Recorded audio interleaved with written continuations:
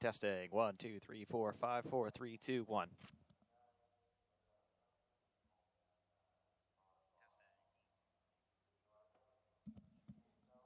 All right, we got a good talk back. We are here, Sim Racing 604. Hello, greetings all. Ferrari Man 601 here. Yes. Before we get started with all this, I suppose the only way that I could preface this would be to say, in general, things suck. Things really suck. They really, really do. And without getting into too much detail, yes, things suck a lot. And you know what else sucks? This car, this one right here, the Marussia MR01. This car sucks a lot. So what are we going to do? We are going to try over the next hour, 2 hours, whatever, to make this car suck less. And how do I propose to do that? Well, rFactor 2, it's a sim that I've been well acquainted with for a while, as have pretty much all of you in the sim racing world. However, I don't feature it much because, unfortunately, much to the chagrin of its rFactor 1 predecessor, which is still, to be honest, one of the best racing sims ever made, it sucks. It's a hot garbage dumpster fire, and it's never going to get sorted because it's been out for almost 10 years already, and it's never going to be fixed. I think we've all resigned ourselves to that reality. However, there are many things that it does quite well, including tire physics in terms of the tire model, the temperatures, the tire wear, the sidewall flex, all that stuff. It's absolutely brilliant. However, it does lag behind. It is most decidedly last decade, and even before last decade. It's like circa 2006, 2007, graphics-wise for the most part, even with the DX11 and DX12 updates. Whatever, I'm digressing here. This car sucks, and this sim kind of sucks, but we're going to make it suck less today. So, yes. Yes, this layout of Silverstone, Scuderia Casey Dixon. Yeah, it kind of sucks a little bit as well, but it's all right. It is the current layout of Silverstone. But anyway, we are going to fix this car. We're going to make this car suck less. And in order to do that, we're just going to have to go around and turn some laps. First thing that we're going to do is take some fuel out of this thing, because I don't want to be pounding around here with 50-something gallons on board. Let's do 21 and change. 21.1. There you go. Sim Racing 604 saying, this is your channel, dude. If you want to vent about why things in real life suck, the floor is yours. Well, yes, take a shot every time he says suck, says 8802 Gator, who is also one of our chat mods and has been since, I don't know, 2018, 2017, something along there, when I found all of these depraved lunatics on Twitter. Anyway, yes, this car sucks, and we know it sucks. Why does it suck? Well, first of all, is that Glock? Yes, that is Glock. And he's even shaking his head because he knows that he's Glock. Anyway, yes, the MR01, this is the 2012 Formula One car that was fielded by, don't call them Matter, don't call them Virgin, call them Marussia. They're the Russian Ponzi scheme that thought that they could make cars once upon a time, and I believe that they're now bankrupt, as most Ponzi schemes end up being before too long. However, yeah, it's the 2012 Marussia. I believe it finished something like 972nd in the World Championship standings. It was an awful car. It was driven by two second-rate drivers, and yes. Yes, Scuderia Casey Dixon. It is Glock. Oh my goodness me. Hamilton's back in position. Yes, exactly. That was, who was that? Was that Croft? Croft and Brundle doing the call that day. Anyway, install lap. And I have no idea how the audio is going to be in terms of the balance between the sim and my voice. We can fix that if we need to. As you can see by the brake temperatures, it is literally freezing today at Silverstone.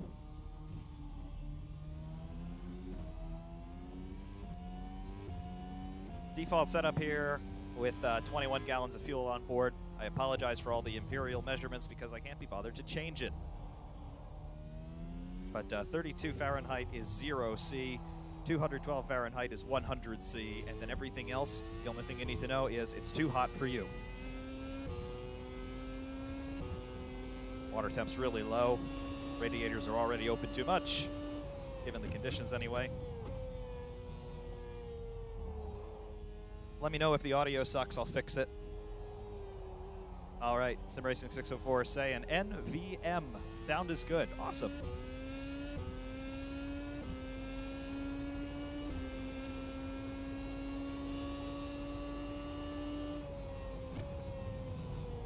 Yep, that's a boatload of understeer.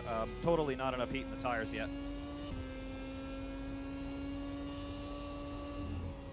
One thing I don't like about rFactor 2, just from the driving perspective, is in terms of the overlays that you don't have. Like Assetto Corsa right now, I'd have the throttle trace up and things like that, but you don't have those luxuries because rFactor 2 was designed in, I don't know, what year was that? About 1756, something like that? Yep. With the DRS open, it's too, the gear is too short. That's fine.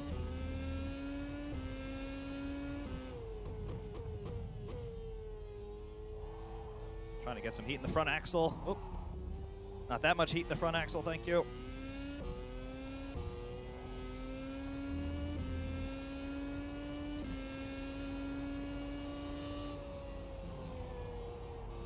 Boatloads of understeer. Has to be expected.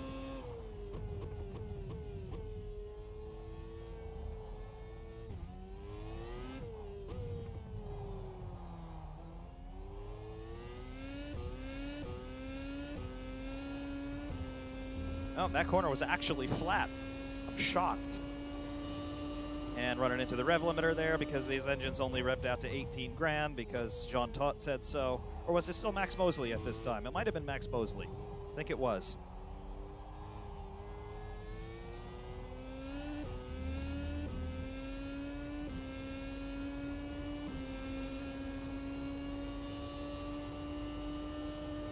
Yep, there's the rev limiter. Drop it down to 6 for cops. Obviously no DRS zones. The two little green lights on either side of the rev counter there, now they're yellow. That's the DRS status indicator. It's always active, but when they turn green, that's when the flap is actually open out the back. So now.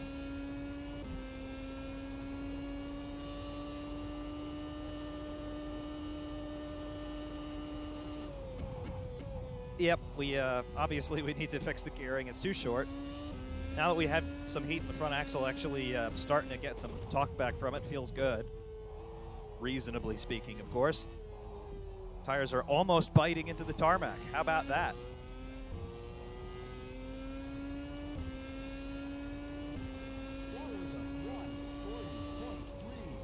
That was a 140.31 per the spotter. What was our time? That time's not going to be so good now. Yep, 140.308 on the count back.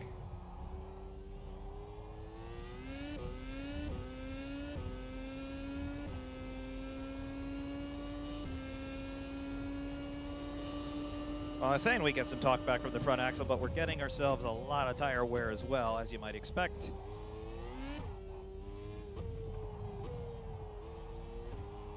Let's look at how much surface temperature we get in that left front, though.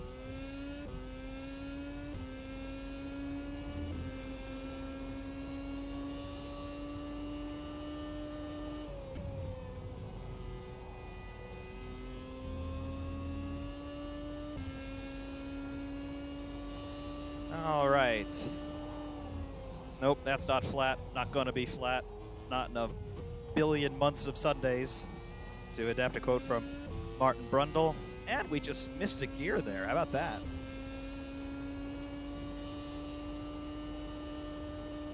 And look at that, rev limiter straight away. All right, well, I think we have ourselves an answer in terms of how this thing is on baseline. It's not bad, oddly, but it's not awesome either, so we're going to fix it because, you know, things suck, but we can get out of the suck.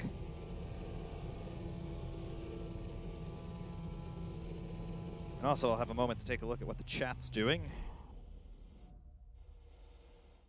All right, how are those brake temps? All right, to be expected at this point. Yes, there it is in its gloriousness. Take a look at what the chat's doing here. All right, you can hear me just fine in terms of the voice to game volume. That's good. Yep, good. All right, anyway, how is the chat going? ¿Cómo es el chato? Scuderia Gacy Dixon, Sim Racing 604. You're all still here. Patrick Marcello, hello. Hesitated eye, hello. Scott Van Breda, it's 2:40 a.m. Why am I still up? You're still up because I'm here. John Thering, hello. Hello, everyone. So which sim, in your opinion, is the best realistic drive here in 2020? That's an interesting question. To be honest with you, and somebody else actually on the RSS Discord was asking me this earlier today, which one of the sims is, in your opinion, the best, in big quotation marks there? To me, the top three are definitely, in no particular order, Assetto Corsa, iRacing, and Assetto Corsa Competizione. For me, they're the benchmarks, all three of those concurrently and pretty much to the same standard. The differences between them are big, but at the same time, the ways in which they implement the things that they do are pretty spot on relative to each other. In my opinion, the spread between them is like less than 5% between all three. Not really enough for me to make a determination in terms of which one is best or worst or whatever. They all do different things, but they all do what they do really well. So, I mean, if you were to ask me, what do you want? I would have to ask you, basically, what do you want in a sim? Do you want mods? Well, then iRacing and ACC are out. So then it has to be Assetto Corsa. Do you want stock content? Well, you know, the sky is the limit in terms of stock content with iRacing, because you can have as little or as much as you want. It's all stock content. ACC, it is what it is. They have DLCs from time to time. They update it from time to time, whatever. So, but if you want physics, if you want the sense of what is it like to drive a race car, all three are going to do that to you. If you want a sense of what is it like to take a really fast road car out, well, then it goes back to Assetto Corsa once again. So again, it depends on what you want, and you might even want to throw GT Sport in that regard as well. I've never played it. I don't have a PS4. I don't have any consoles anymore, so I can't speak on that. But they all seem to do the same thing in different ways to equal levels of competence, if that makes any sense. Hesitated I, asking, why aren't you changing gears at 11,000 RPM? Well, because this thing revs out to 18 grand, because it's not a Jean Mobile. Or maybe it is. Or is it not? I don't know. When did Max Mosley stop his Hitlerian reign over the FIA, and then he handed it over to Jean Todt? I want to say it was 2013 or 2014. I know Todt came in near the beginning of the current turbo hybrid era, but I don't know if it was the beginning or not.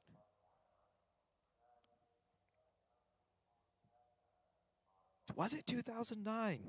Was it 2009 when he came in? For some reason, I don't know. My memory is failing me. I seem to extend the reign of Max Mosley a little bit longer in my head, but I don't know if it's true.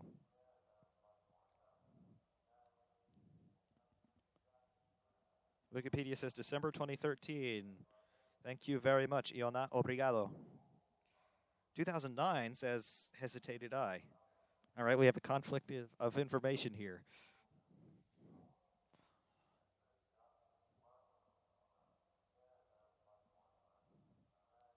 As the statistician here, I tend to believe hesitated I is correct. Yes, re-elected in 2013. Okay, that makes more sense.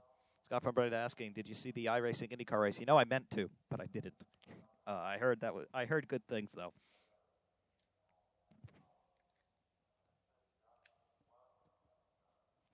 October 23rd, 2009. Is that the day that Formula One officially died? It might have been. It well might have been. Desert Racer 75. Hey, F-Man. I might have asked this before, but would you consider doing a Boss GP style race or track day at Monza or maybe Road America? Yeah, absolutely.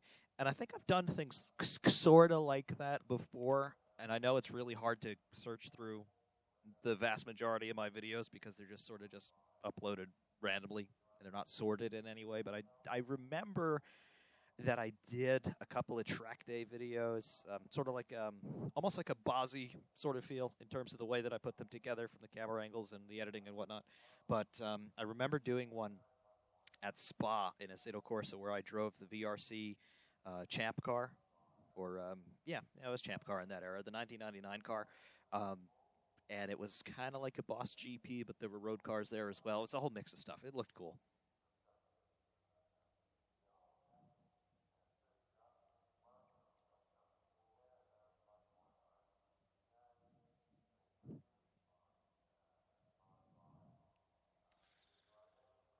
Leona asking, figures, F. Slav is driving one of the only Russian F1 cars ever made. First of all, I am not a Slav. I'm an American through and through. And yes, it is a Russian car.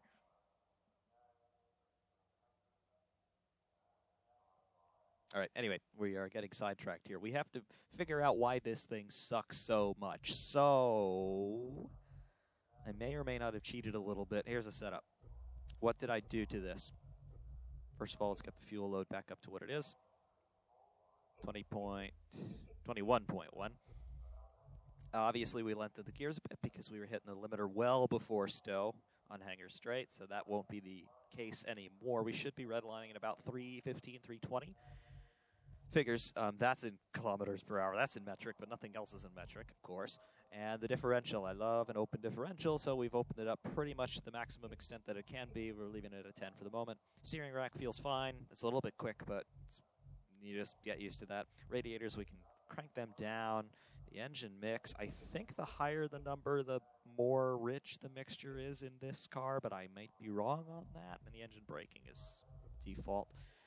I didn't touch anything with the suspension, so that's all still default. Tire pressures are default as well. They may be a little bit high given the track temperatures out there. Panzer F1, hello. What's going on in Canada, eh? Antonio Tavera, good night, F-man. Buenas noches. Bon nuit. Buona notte. However you say that in Portuguese. I know all of them except Portuguese.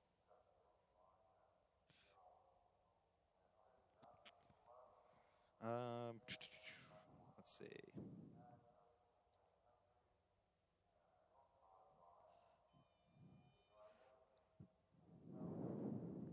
Francisco, however you pronounce your name. He says, I fucking hate that you have to set up everything. Yeah, both this rFactor 1 and Automobilista, yes. Boa noite, yes, that's Portuguese.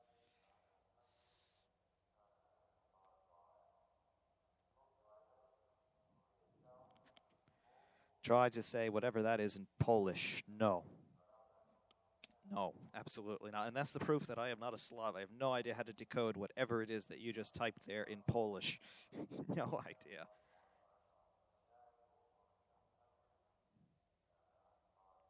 Francisco, yes, that's your name. Saludos a Argentina. ¿Cómo estás?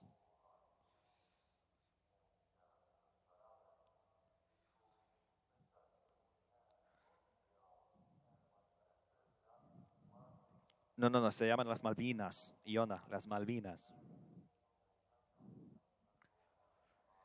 Anyway, I don't want to start any international conflicts or reopen old wounds there. Let's see. All right, setup. We did it. Well, we partially did it. We loaded up something that was different from default, so that's what we've got on board now.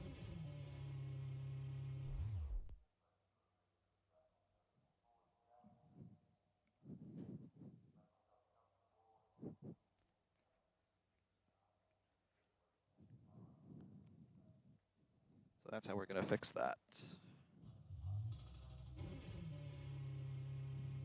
Right, so tire and brake temps obviously are important. Do we have tire blankets or not?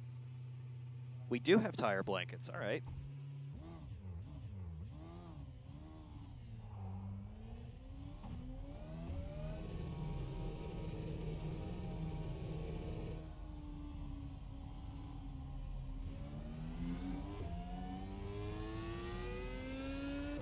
One thing that I do like a bit more about rFactor and rFactor 2 versus Assetto Corsa, and, well, not even ACC, but definitely relative to Assetto Corsa, is that you get more interaction with the subsystems in the car. Like, you can turn the ignition on and off, and you can hit the starter when you want to, and all of that. You have anti-stall and stuff. Assetto Corsa, for all of its good points, it absolutely does not, and I'm not paying attention at all here, it absolutely does not have a good emulation of most of the subsystems on the car, and it does irk me somewhat.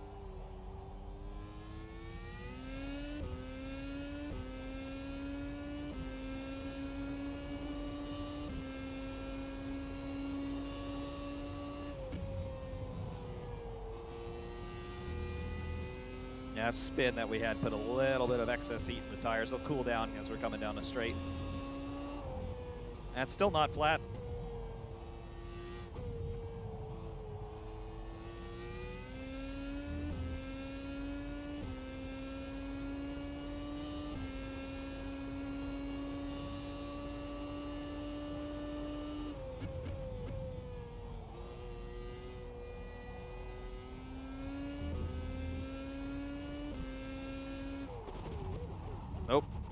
Nope, nope. I suck. I suck. We're supposed to be making things not suck. I suck at the moment. Can I request a pit stop, or no idea how to do that? Let's throw a new set of boots on, as we absolutely flat spot these things to no end. Soft, soft. Tire pressure's not touching them. Wing not touching it. All right, pay attention now.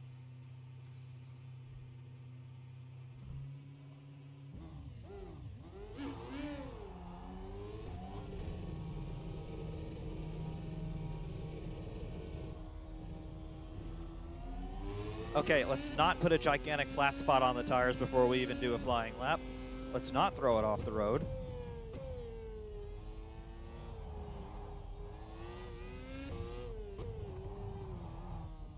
Jeez, okay.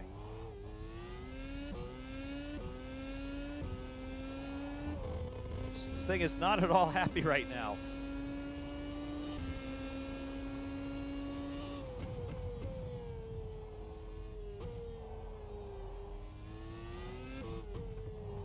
Sort of kind of got to get up to it.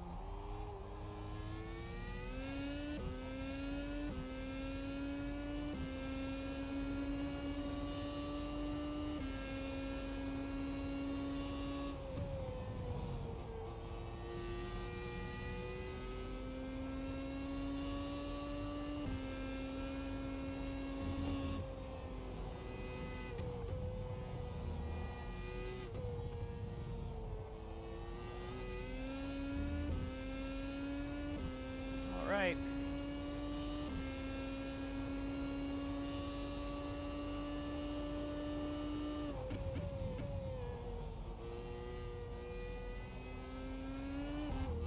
Yikes. Yeah, rear stability at speed, definitely wanting a lot in that department.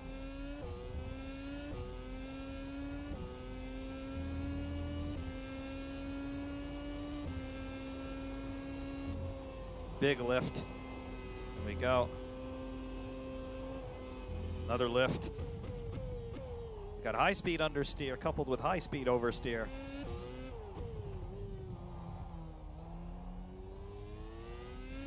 Coupled with a lot of firmness at the rear.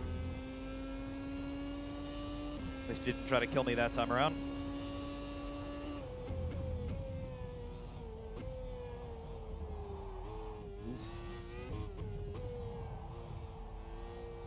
Front axle is being murdered at the moment.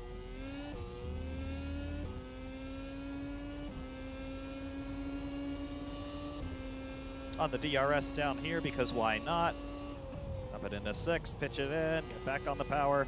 See, in the more modern cars, especially the RSS cars, all the Formula hybrids, that Copse corner is flat in all of them. Doesn't matter if it's the 2017 or the 2020, flat out in all of them. And it seems to be the case in the real world now, too. It's absolutely phenomenal. This car is 8 years old only, and the performance difference over 8 years is just, they're in different solar systems.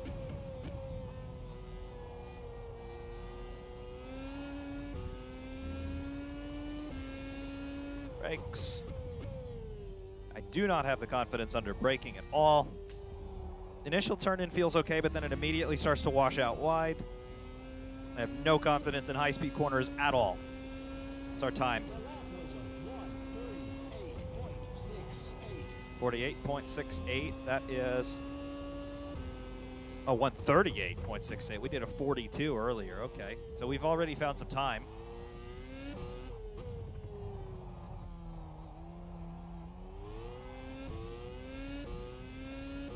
Come on, stay flat. Okay, now that's easy.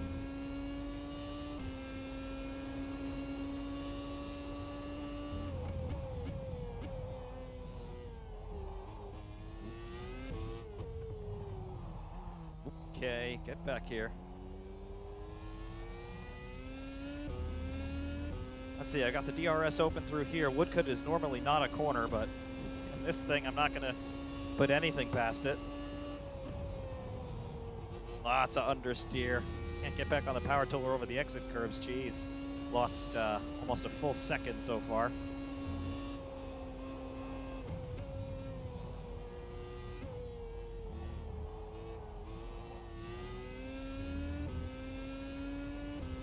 Right. Front end is kind of there, kind of not temperature-wise. The left front obviously is getting absolutely massacred. Right front is almost along for the ride.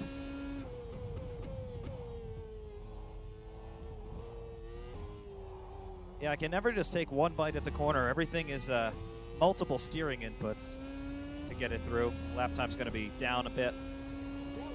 Yeah.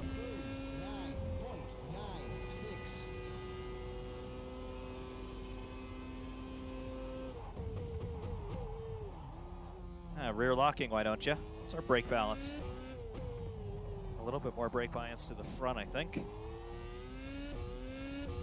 By 57.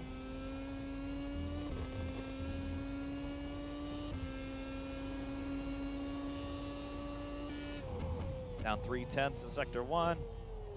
Actually, the brake bias moving forward a little bit, making a difference on turn in. I'm content to let the rear skate a little bit, as long as I can trust the front axle.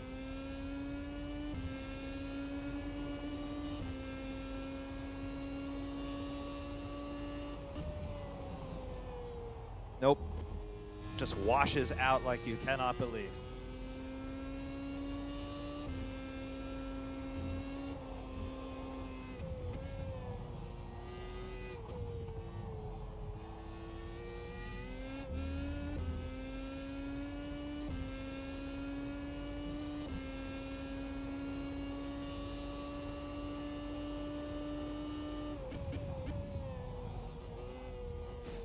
Go. Nope. But you could recover it. And this actually brings up an interesting side point here in terms of the tire models versus across different sims. iRacing's tire model does not allow you to do that. When you get a big slide going on, particularly in an open wheeler, you hit the slip angle and then it's just gone. You're wrecked. Versus here, or Assetto Corsa, or ACC, to the extent that you can really get those cars sideways anyway because they're just so planted in most situations, you can recover big slides.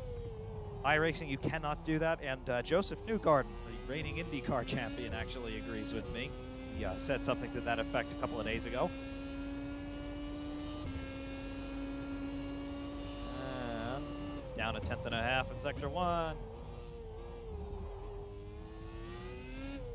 Let's leave it in third. Power in gradually, there we go.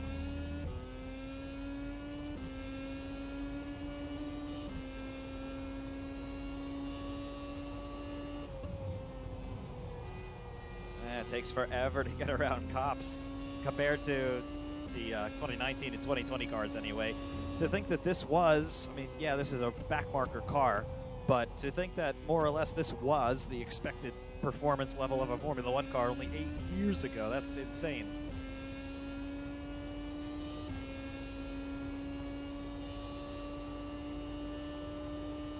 Brakes.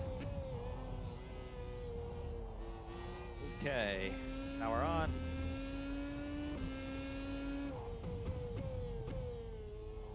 I have no confidence on turn in though. I mean, the front end is better, but it's still not awesome. Let's see, is this a personal best? Yeah. Sideways at high speed, that's not okay. Braking. Lots of rear locking, but again, we were able to save it. Still getting a lot of rear locking with the brake bias pulled forward. That's a weight transfer issue at this point. You know what? It's reminding me an awful lot of the McLaren MP430 over on iRacing. It does things that make sense to a point, and then you start another lap and it goes back to square one and you don't understand anything all over again. Let the understeer across the front end there through that low speed corner, the long one through 180 degrees basically, does not help its cause.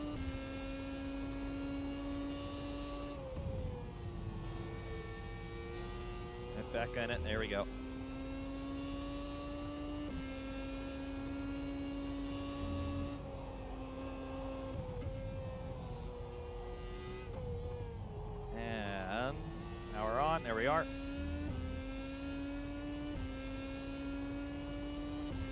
0.037 up in Sector 2.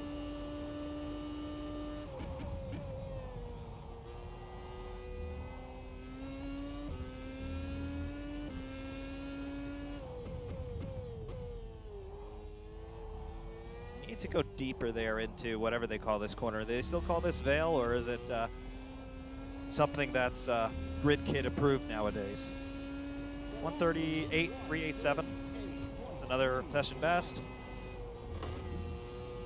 RIP Bollard. Nope, nope, nope, nope, nope, nope, nope, nope, nope, nope. Don't hit the wall, don't hit the wall. Yes, we didn't hit the wall. Okay. All right, anyway. That was up, or under rather, by 0.176, and now I have almighty flat spots on these tires.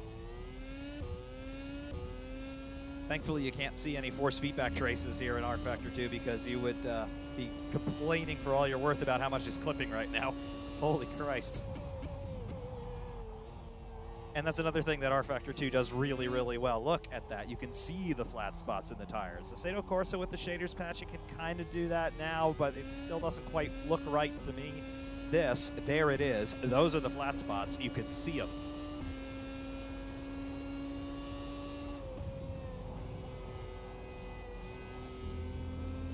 The tire temps too. Wow, look at how hot that left front is.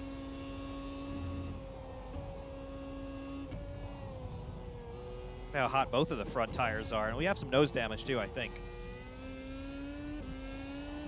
Okay, open the DRS a bit too soon. Now we've got some more damage. Yep, we got some damage on the left rear.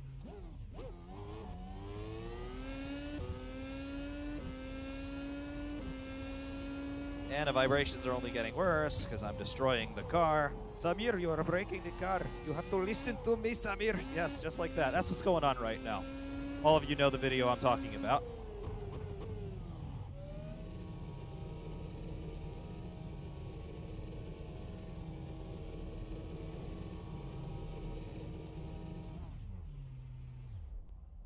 All right. Yes, we. So what have we learned on that run? We have cooked a set of tires, and we have partially destroyed a car which was only half built to begin with. And we also learned that the water temperature is really low. Okay, but it doesn't look all that terrible because, you know, there's no damage model. But I digress once again. Yeah, that looked bad. I'm sure that looked really bad from the outside. Let's take a look outside, if we may. How bad was this? 10, lap 11, lap 11, yes. All right, lap 10. What did this actually look like? And you can see some telemetry now. Cool. As I can take a better look at the chat.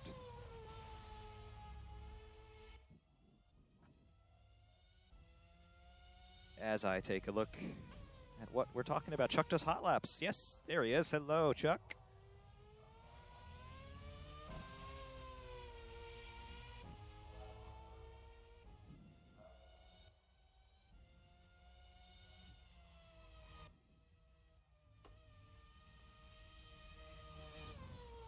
Yep, that was our first RIP moment. F in chat. Yep.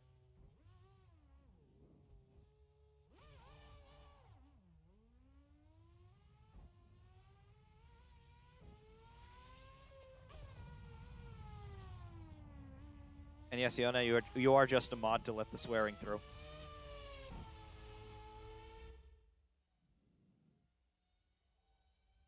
Some say that Bollard is still in the air. Yes, it certainly is. F-Man is currently scrolling past 50,000 messages and nonsense. As a matter of fact, he is. I see Lauderham was mentioned here. Yes.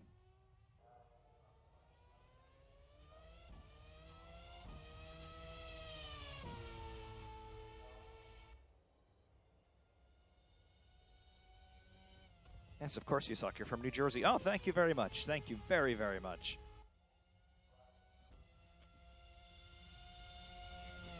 Although through Maggots and Beckets, it almost looks like it's quick. Very nearly, it almost looks quick. Oh, yeah, that's not the way it's supposed to go. That just looped its way all by itself because why did that happen? This is why that happened. Flap is open, and yes, that's exactly why that happened. Although I will say, If we can find a look at the front axle here. Watch that right front tire to the left of the screen. Just watch how it flexes. There's the oversteer. Opposite lock to correct. And you can just see how that sidewall is flexing as it's dealing with all of that load, and now it's basically locked. And yes, look at that. That's glorious. It's absolutely glorious. I love that tire flex model, if nothing more. Isn't that neat? That is really neat, I have to say. And right here, this is the view that Formula One management will claim copyright on, because you totally can't tell that this is not stolen from the 2012 British Grand Prix, right? I'm just stealing this blatantly.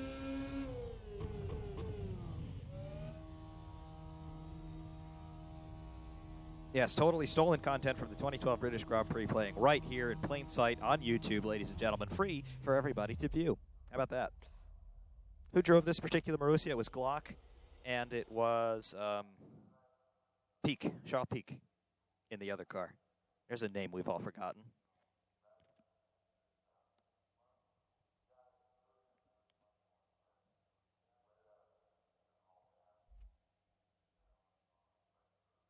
Yes, Gio Bianchi was he was testing for Ferrari and Force whatever they're called at this time.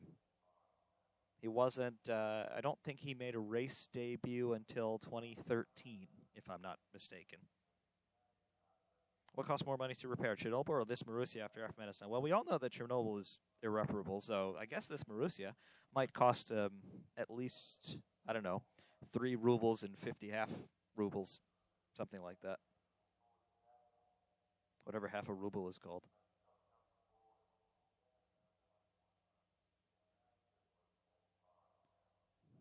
What else have we got here? Okay. Well, our best lap time is a 1:38.387.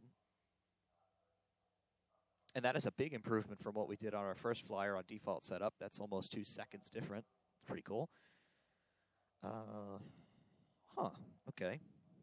Yes, Dylan Delgado says, Racing Dot. Yes, it is the Force Canada Dot, as I call it, and I know Panzer calls it that. Scott Van Breda, yes, I'm remiss in not wishing you a good night, so I'm going to wish you a good night if you are still listening.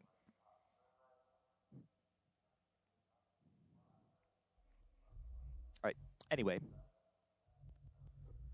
The rear end is, I can't quite decide if it's too hard or too soft.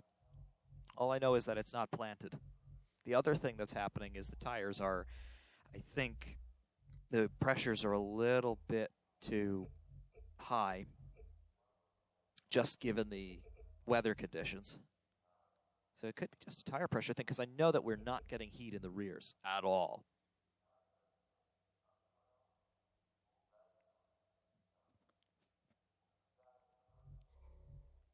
What else are we not getting? We're not getting speed, I'll tell you that much. Campers actually seem okay, because when the tires are heating up, they're actually heating up pretty uniformly, so I'll not mess with the camber at the moment. Weight distribution. How close can we get the weight distribution to 50-50? Not close. Not close enough. So it's going to be 46-54. All right.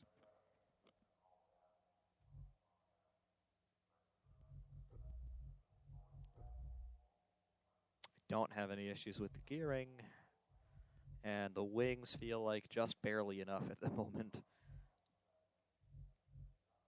Can we open up the differential even more? I think so. Yeah, let's bring it down to the minimums, because I like an open diff. Ooh, look at that. 0 lock there on the pump. I guess that's the momentary locking when you start to feed the throttle in again. I never quite understood what that was.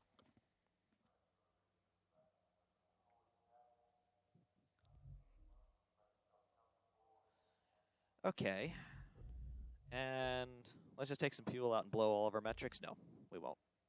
We're trying to make this thing improve, which means we need to demonstrate that it has improved. We'll take all the fuel out later. And also, I gotta say, rFactor 2, Clutch physics, what are they? rFactor 2 has them. Probably the only sim that does. All right, let's watch the tires through the warm-up. If we can try not to spin the car. Oof. All right, well, it's it appears that the car's going to rotate a little bit more freely now, which I like. For some reason, is rejecting my upshifts at the moment. I don't know if that's a car thing or if it's a hardware thing on my end. I don't think so. We'll have to see why that is. All right, upshift. Upshift. Okay, it's responding again. Upshift. Okay.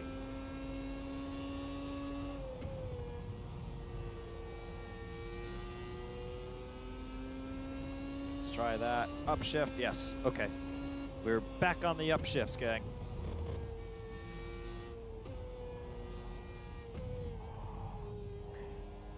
That's some oversteer. All right, don't open the flap yet. Now. There we go. Keep hitting the thumb wheel. On the left-hand side, I have the TSPC wheelbase with the Ferrari F-150. Don't call it the, no, don't call it the F-150. The Ferrari F-150 rim. And I use the left-hand thumb wheel for my brake bias. And I keep hitting it because I'm taking my left hand off the wheel to play with some other things here. And I don't feel that I'm hitting it because I'm wearing actual racing gloves. So they're a little bit on the thicker side, and I don't necessarily feel everything that I touch. So that's what's happening. Okay. Somehow we fixed that, saved that. Is this still flat? Yep. All right. Bring up the clock here. There we are. Let's see what we have. Rear end still wants to overtake the front a little bit. Ooh, when we lift off, we get a ton of rotation. Can deal with that.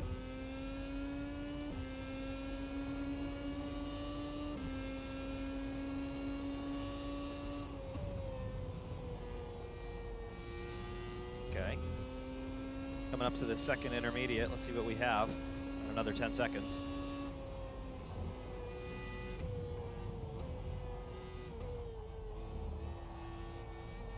Lots of understeer there at medium speed. DRS. We have, oh, look at that, almost 3/10 in the second sector there. What is it at the line? We may have just made some inroads here in this setup. It doesn't feel good, but if it's faster, we'll deal with it.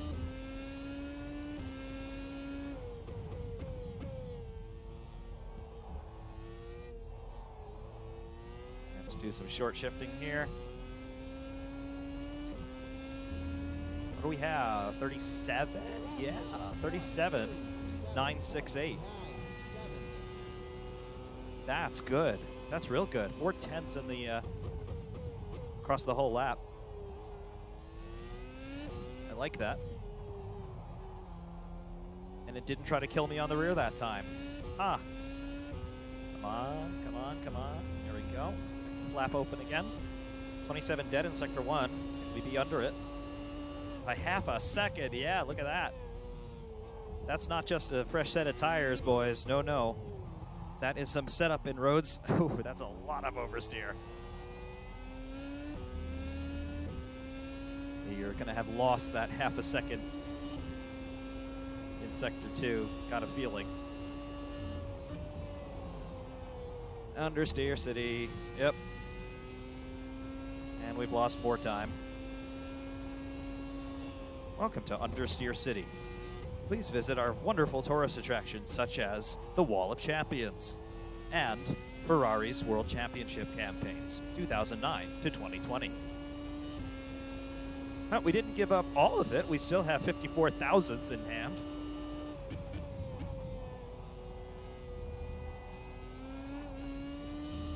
And rejected my upshifts there. I don't know if it's because the differential is so open now, it's having a little bit too much driveline inertia, or if I'm having a hardware problem, but it's not rejecting all of my upshifts quite obviously, so something's up with the car, I think. With their personal best this session, okay.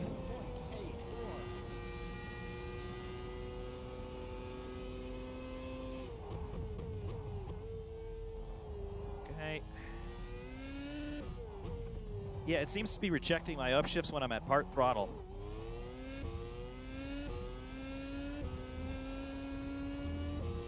And it just skipped a gear there, but it's no point in trying to downshift at this point. We are having some mechanical gremlins rearing their ugly head in this absolute beast of a car. Not a beast in a good sense. A beast in a good sense is that 1936 Auto Union, courtesy of Gary Patterson. That thing is an absolute bullet. But this thing is kind of beast that you don't want to see. This thing is Grendel. Or maybe Grendel has more dignity than this. I'm not entirely sure, but this is not the beast that you want to deal with.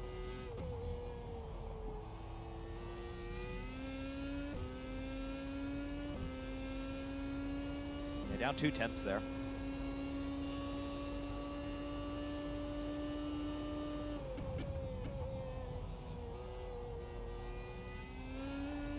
And the rear feels a little bit more planted by opening up the diff. I think we were just a little bit too tight in the hindquarters there. Don't go places with that quote, please and thank you.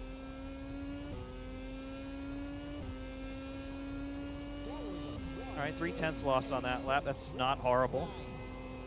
Look at that. It's almost planted.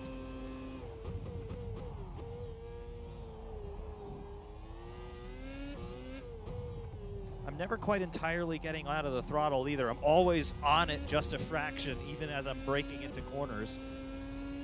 When I lift off completely, the rear end just wants to break free, which I'm okay with. I am absolutely okay with that.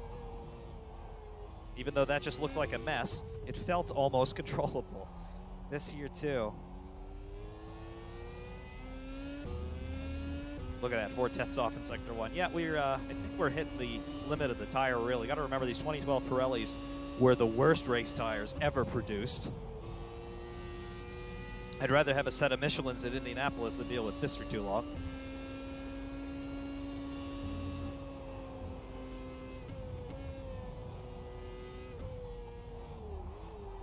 Was it the 2012 British Grand Prix where everybody's tires exploded? Or no, I think it was 13. I seem to remember it was 13 because Hamilton was at Mercedes and his tires blew up, and yes, it had to be 13.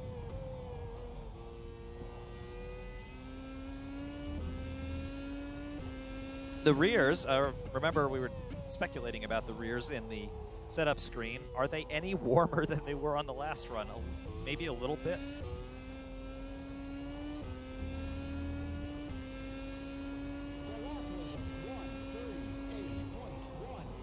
38.16. What is that relative? Yeah, okay.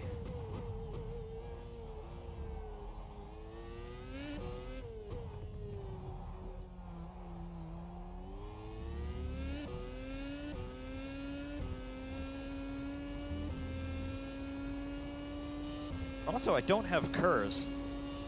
At least I don't think so. I don't know if Marussia ever ran KERS. I don't know if they had the budget that allowed them to stick a little remote control car motor on the back of their gearbox or not.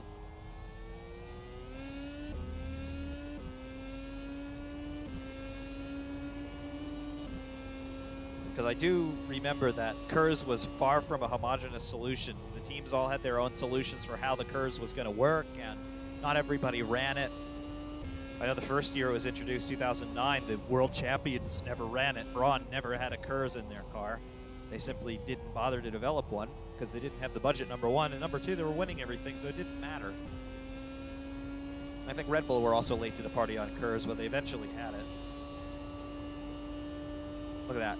4.5 tenths up in sector 2. Can we make it negative at the line? We're going to try. Trying to carry a little bit more speed into this complex, whatever we call it. Did we ever get a resolution on what this complex is called now? It used to be called Vale. That I know. But those were in the days when Silverstone was Silverstone. Now Silverstone is something that's politically correct and grid kit approved. Whoa, yeah, that was actually some serious speed through whatever the first corner is now called. It's not called Cups because, fortunately, that corner is still with us. Bridge, unfortunately, is gone.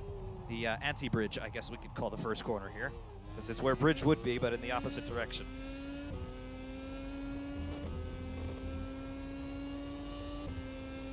And yeah, we were minus 559 at the line there. We lost 3/10 just skating through the first corner. Oof, that was sideways. Did you see how sideways that was? That's going to be something to look at on replay.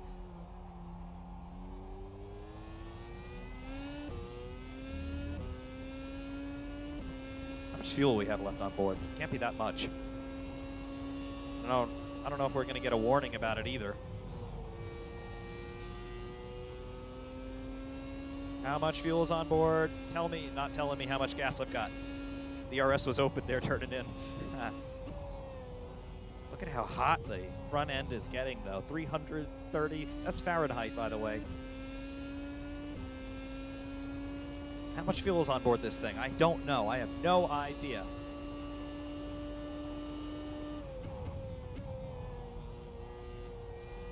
Down 7/10 in Sector 2. Do we drive it until we run out of gas? Might be a while yet. I just don't know.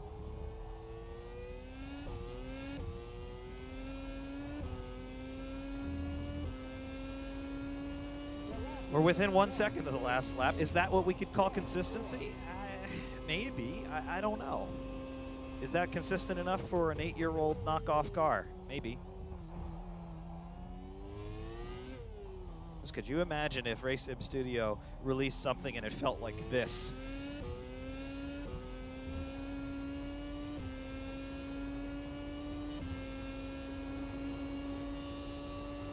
Minus 108. I hate those bollards being there on the inside of those curbs there. I want to use all of that curbing, but no, we have the fun police out there. And yes, I am talking about the moderators on Aiden Millward's Discord.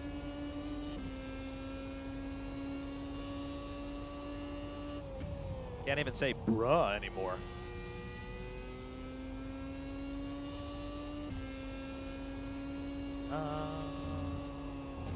Seventh, bit of a lift there. I think we were around 70% throttle or so. Just trying to be conservative about that estimate. What is the split time? Nope. Plus 102. I don't have KERS. That I can confirm. It's not accelerating anymore when I hit the button. That was sideways, under power, big power slide, I like that. Try to carry a little more speed through here, but I have to get all the braking done in a straight line. The car is not happy with braking and turning. And we missed a gear again. Gearbox has been fine for the last couple of laps, and then it does that again. Oof, use all the road there, no problem. I had to try the DRS in the corner. It's not happy with that. Rejected an upshift, and then it skipped a gear, and it totally unsettled the back.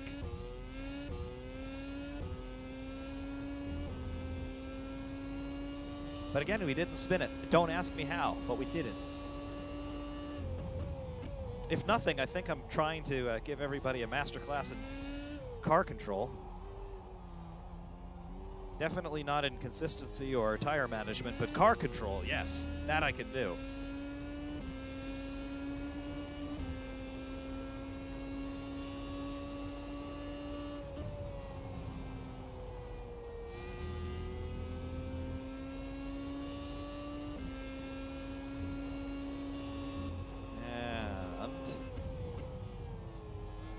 Nose in, keep the nose in. Almost. It almost did it. To sacrifice all the speed, though. I think Continental Drift was outpacing us through there.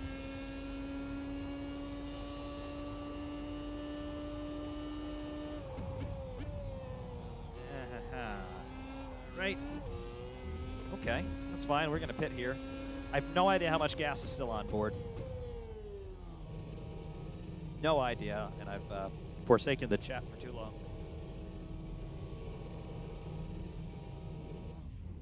And I also love here on rFactor how you can have the, have a button assigned for neutral. So I can just punch up neutral. I don't have to cut the clutch in or anything. Just boom, you're there. Can we see the state of the tires from outside? Not so much. No, not so much at all. Anyway, what's going on with the chat? Yes.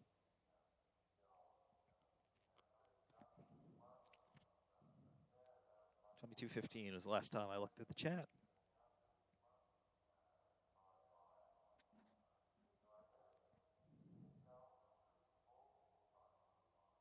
Yes, Dan, good night. Remember in like 2017 when there were 40 billion different compounds? Yes, I do. We had the all right. You always have hard, medium, and soft. That's fine. But we had soft, and then we had super soft, and then we had ultra soft, and then we had hyper soft, whatever that was, and then we had hard, and then super hard, and was there one other that was not rated for under 18? There might have been, or at least there were some memes made of it. Just leave it with 3 compounds. Thank you very much. Hard, medium, and soft.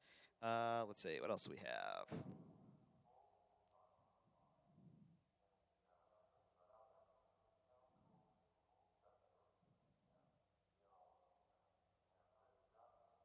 Yes, everybody's saying that there were 12 teams back in 2012. Yes, there were. And how many different teams won races in 2012? We had Red Bull, obviously, Ferrari, Mercedes, Williams, McLaren, and was there one other? Was there yeah, Lotus. There were six of the 12 teams won a race in 2012.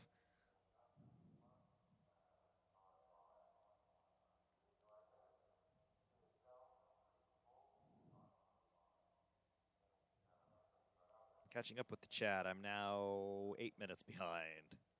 Let's see. Yes. Mr. Casey Tixon, yeah, this car is not even 10 years old. It feels so much old. It's so much slower than the modern ones, too. I mean, I know that it's built to a different time, a different set of rules, but it's a lot slower. I mean, the best lap that we have so far, 137.278, Formula Hybrid 2020 over in Assetto Corsa is 11 seconds per lap faster. And that's without trying too hard. It'll be 12 and a half faster if you're really on a flyer. So just let that sink in.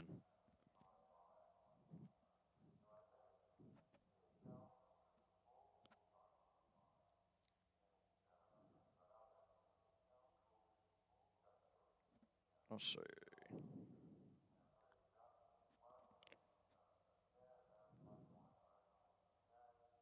GG Sim Racer, RF2, Physic, ACC, Graphic, iRacing Competition. Here is the best sim. Yes, I'm assuming you're meaning that a combination of the physics from RF2, the graphics from ACC, and the competitive aspects from iRacing would be the best sim. Yeah, I'd agree with that.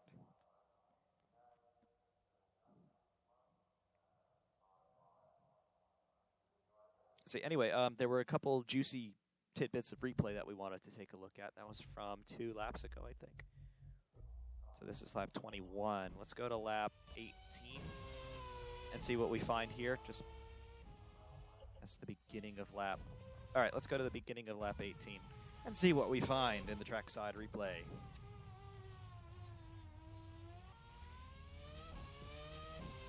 Yes, and the damage from BeamNG, absolutely. If we could get a racing sim with proper physics with the soft body damage model from BeamNG, we are golden. The only problem is, find me a company that's going to license their products to allow the end user to destroy them. Well, Williams might actually want the money. And I do have to say, RF2, it doesn't look bad graphically. Big tangent here. It doesn't look bad. I mean, you can see it looks dated. Absolutely it does. But it doesn't look terrible. I mean, there are some angles where you might confuse it briefly with Assetto Corsa, even with the shaders patch. But, yeah, it does look blue. Why does it look blue? I don't know, but it looks blue. The other thing, it's clearly behind the times, and you really see it in the trackside objects and all of that. Just, eh. But it doesn't look awful. Then again, there are some people who take screenshots with this sim, and it looks like real life, so I don't know what they're doing. All I know is my computer's overheating just doing this. Never mind trying to make things look good. All right, we're on lap 18. I think we had a big oversteer moment coming through the end of this first sector. Look at that lockup. Yep, there's an oversteer moment there at low speed.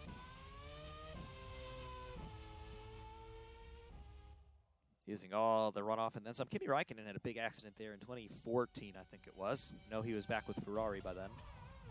Oh, yep, there it is. Look at that. Look at that. That's such a slide. Let's take a look at this in slow motion if we may. Let's have a look. Look at that. We're all locked up on the inside front, and it goes all sideways, all that opposite lock. Yes, look at that.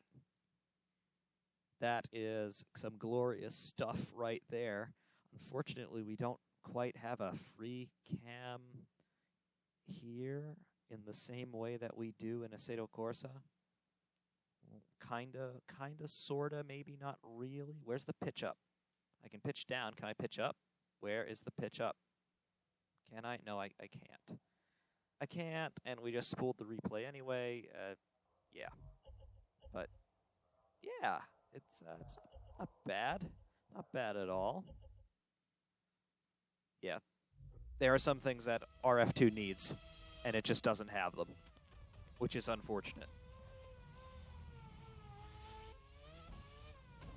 Formula Drift. Yep. Very much like Formula Drift. Well, what did we accomplish here? We found 3 seconds a lap with this. We did. Okay, fine. I'm bored. Done with the Marussia.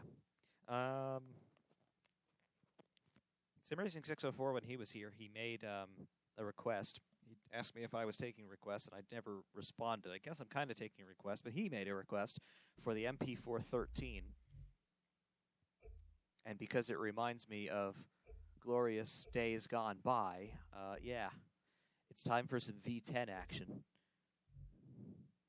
Yes, it is time to drive the 14 or the 13, whatever we call it today, and we're going to take it somewhere else. Okay. Do we go to the place where we overtook the Michael or no? I don't know. The Pocono is no, it's just an awful. We don't go to Pocono now. The place in the French place where you go? No, not going there. Hockenheim, no. Brianza, which is just a knockoff name for the Monza track. No, it's only the 66. I don't like it. The place where the Michael got to overtake might have been here, but this is 66, and this is too dangerous now. And it's not interesting either. You saw what the Aiden Miller did here, and it's not fun. Zandvoort. Is that the actual Zandvoort, or is it only this stupid cut-up configuration? It is. That sucks.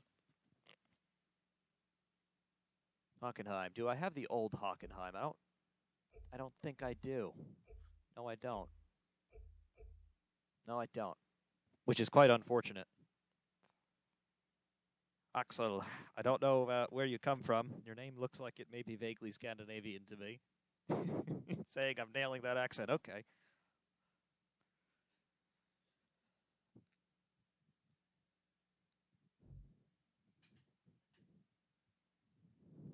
Yeah, sorry, Scuderia, no Casey Dixon. No Hockenheim, no old Hockenheim. Got the old one. Got the new one, rather. Can't talk anymore. Leicester, Formula E. No, whatever that is. Don't even know what that's called. Where can I download tracks for RF2? On Steam, yes. It's through the Steam Workshop where you can find a lot of these things. There are also standalone resources that you can find things for rFactor 2 standalone on websites. I know the here's the actual Zandvoort. But I know that the best website that I knew when I was in rFactor 1 back in the mid-2000s was rFactor Central, and they still exist, but they haven't been maintained in many years, and a lot of the links are dead now. But that's where I found a lot of the rFactor 1 mods that I had. as far as nowadays, I'm not entirely sure what the state looks like other than the Steam Workshop, where most of these tracks and cars have come from.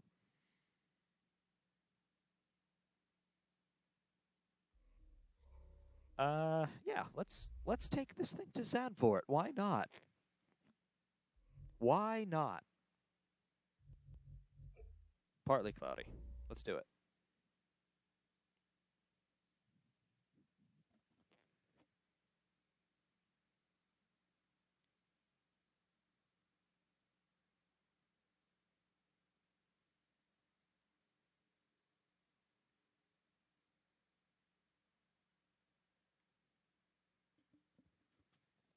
Yeah, the problem is with rFactor 2, it's just been around so long that and it's kind of been without a direction for so long, because when they announced rFactor 2, Image Space Incorporated, ISI, the developers of rFactor 1, were still in charge of it. And because they knew what they were doing, everybody was very optimistic that this was going to be a good thing. Then ISI is no more, and Studio 397 or whatever they're called nowadays, they took it up, and ISI apparently didn't leave them an instruction manual. So they've had to dissect this thing bit by bit and understand how it's put together. And by the time they did that, it was 2017. So the game's really old now.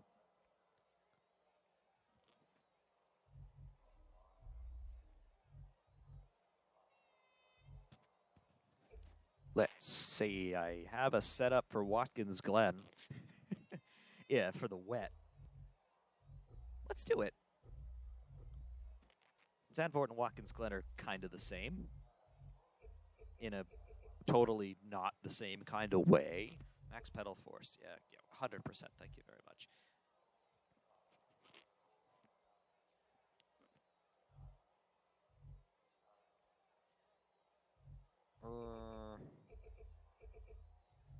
Tire pressure's up. I feel like the gearing might be a little bit long, especially given the downforce that we're running here, but we'll try it. 17.3 is the absolute rev limit here, so that's what we're going to be doing. And all right. Let's see what the 413 can do around here.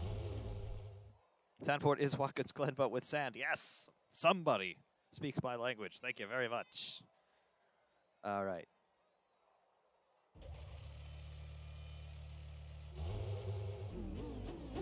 There we go. And believe it or not, and I only learned this recently, but RaceSim Studio, unofficially, they were involved in the development of this MP413 for RF2.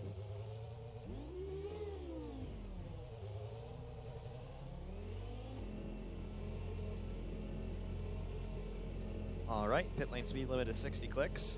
Can deal with that.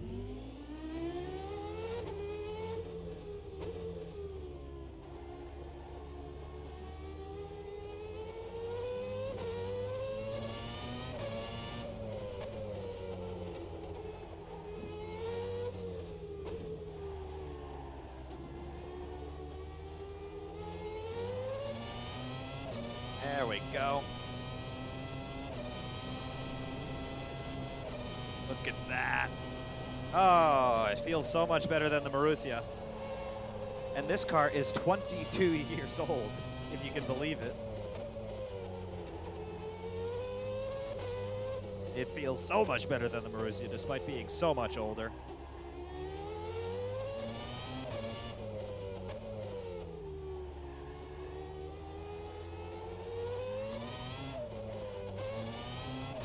Just trying to see where the limit was on the rear there. There it was.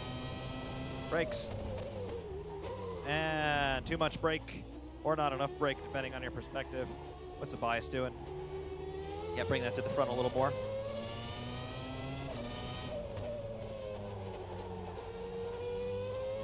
This is not the current Zandvoort. This is the track prior to 2019.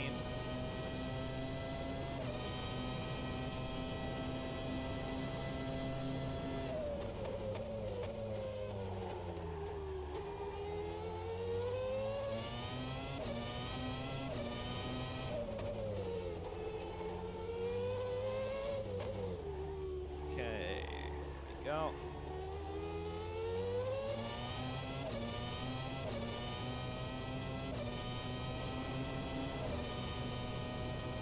Nice. Keep it flat. Beautiful.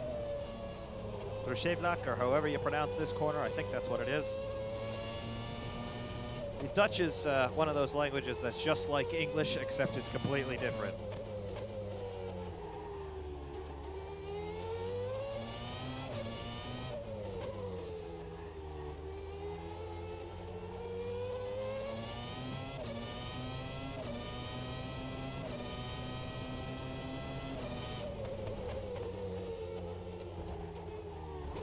Yep, it's going to be first gear next time through.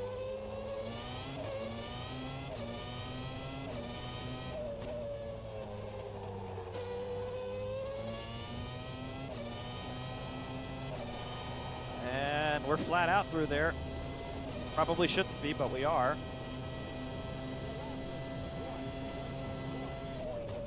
.120 and change. If you could hear the spotter there. All right.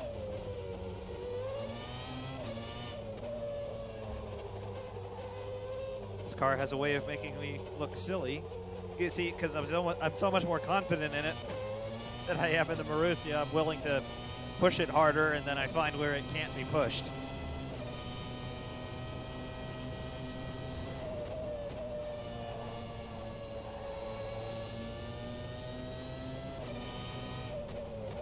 That's very wide.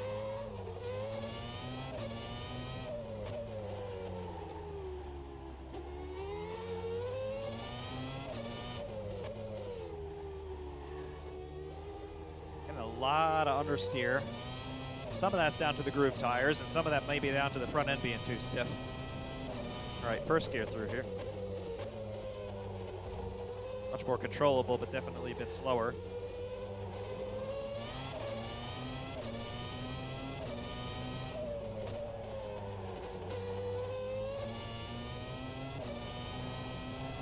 Keep it flat, keep it flat. There we go.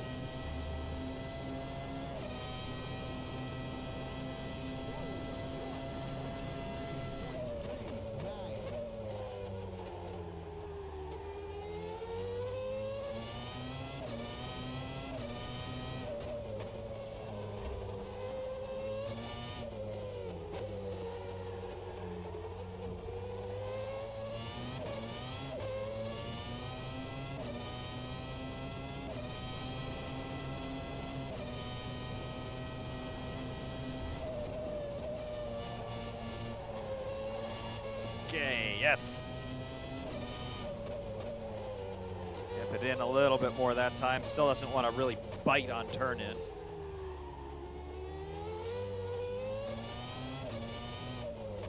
But you can get the tail out a little bit under power, and it's controllable provided that you're ready for it.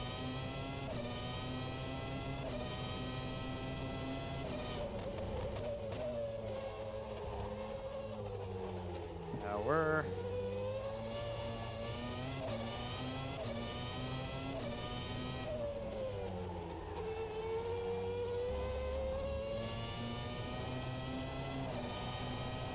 Yes, barely flat, but it's flat. 120, yes.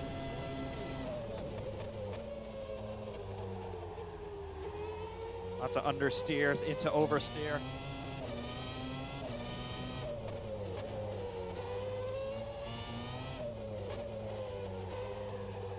Differential can open up a bit.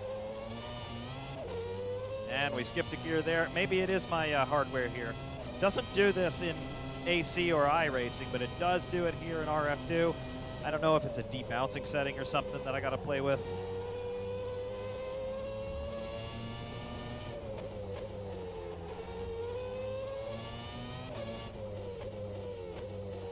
It only does it on the upshift, which is interesting. Maybe if I upshift with my left hand, it'll be a little bit better. Good thing about this rim is that the paddles are on a rocking lever, so you can upshift or downshift with either hand. And quite often I actually do that. I'll use my left hand for all the gear changes.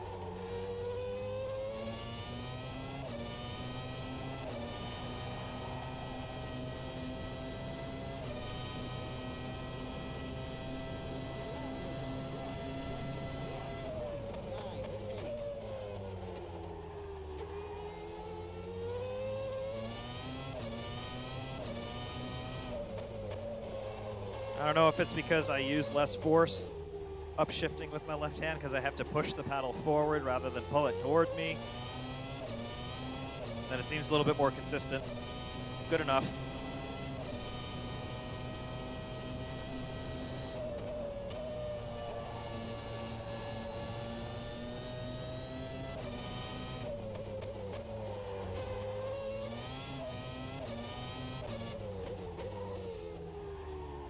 That's very wide and very sideways.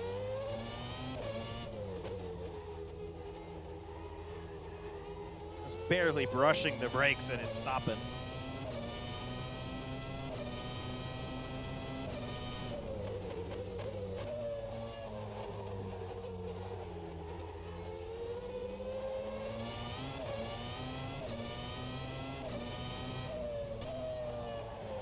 Yeah, carried too much speed. I was just trying there, and we just wrecked a priceless World Championship winning car. Yep. Yeah, we got damage on the front end. He doesn't want to turn it all now. And look at this pit entrance. This is disgusting.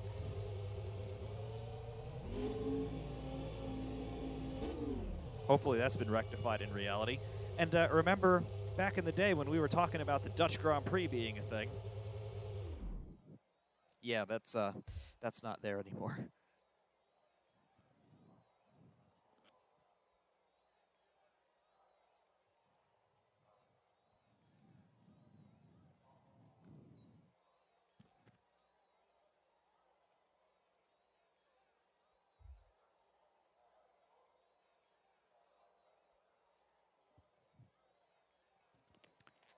No, this is not the revamped Zandvoort. This is the track as it was prior to the most recent renovations.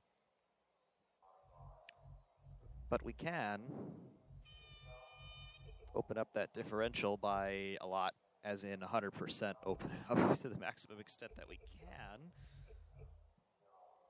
To the point that'll let us. Okay.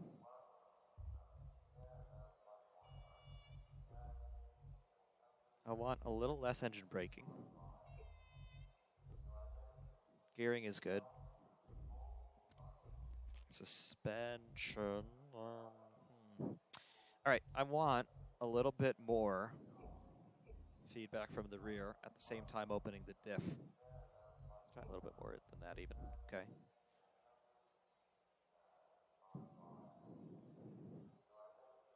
All right, let's see what it does.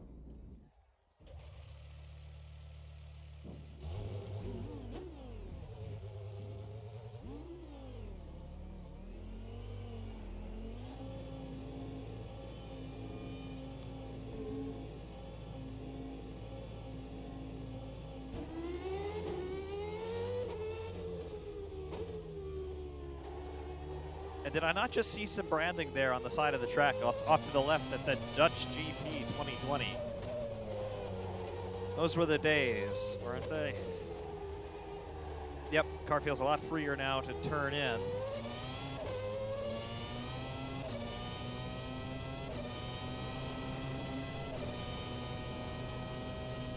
Having to turn the wheel less even at high speeds to get the same sort of rotation. That's good. Oh yeah, way more accurate now on turn in. Even just the first lap out of the pits, it feels better.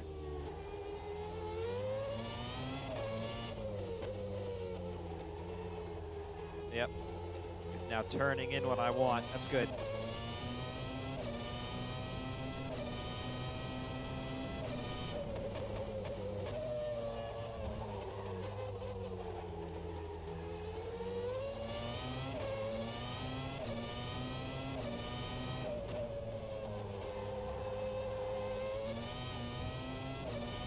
Good. This should be easy flat now. Will be once the tires are fully up to temperature. It's already flat though. All right, let's go.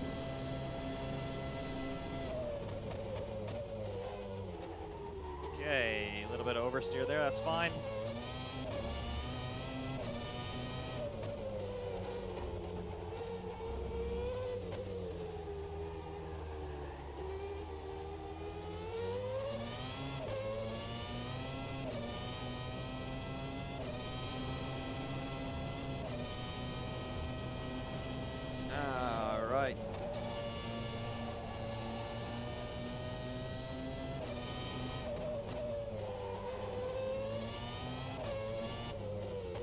Slightly sideways the whole way through.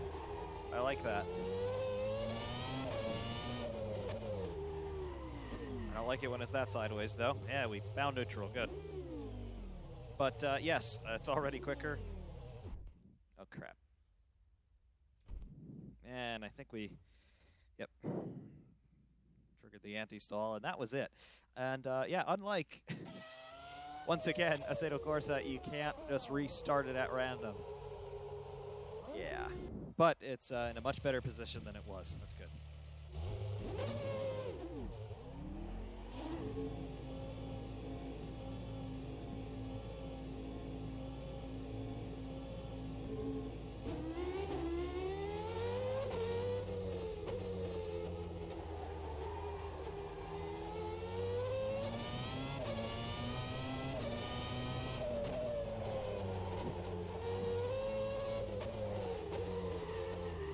Alright, I'm getting angry now. I shouldn't have picked up any damage from that. Oh, I picked up a lot of damage from that. Oh, well. I got a puncture. I have a puncture, I think. Or something's not right. Something's dragging. Yeah, something ain't right at all. Camber's all messed up on one of the wheels.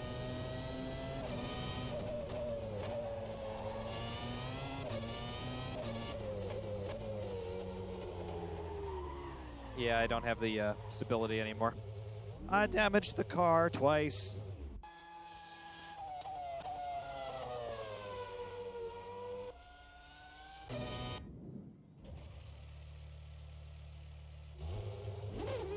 Yes, when Bridgestones used to be in F1. Bridgestone, best tires ever. Actually, no, that was Goodyear, but Bridgestone were pretty good too. Michelin were pretty good as well, believe it or not. Everybody only remembers Michelin for the fact that they completely messed up the 2005 U.S. Grand Prix, but Gilles Villeneuve won races on Michelins. Just let that sink in.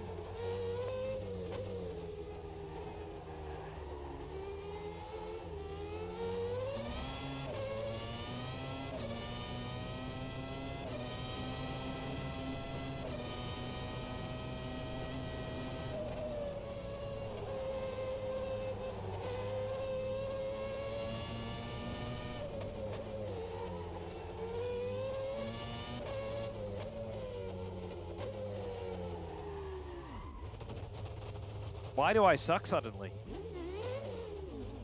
I'm getting ahead of myself. The whole point of this stream is to make things stop sucking.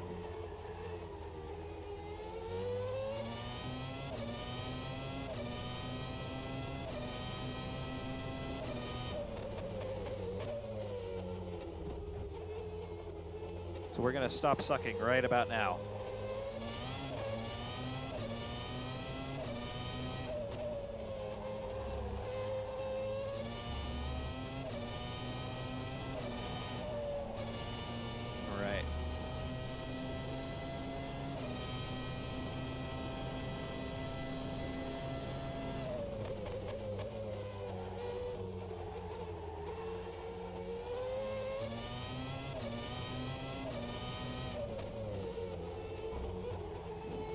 Catching a little bit of air over the curbs. I'll take it.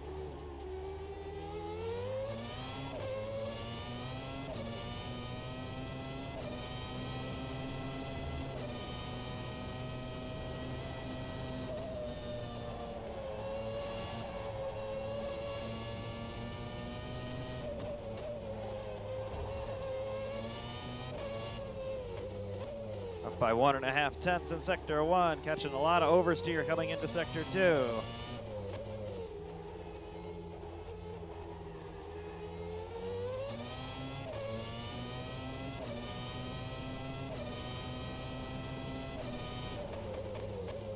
Try second gear again through here, as most my instinct was telling me on our outlap at the beginning of all of this.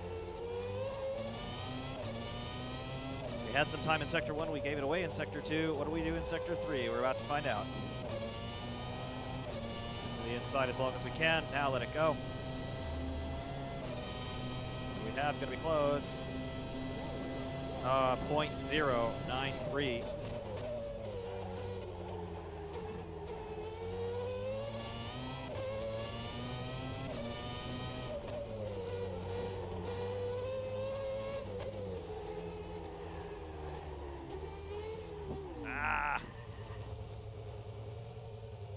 some momentum there.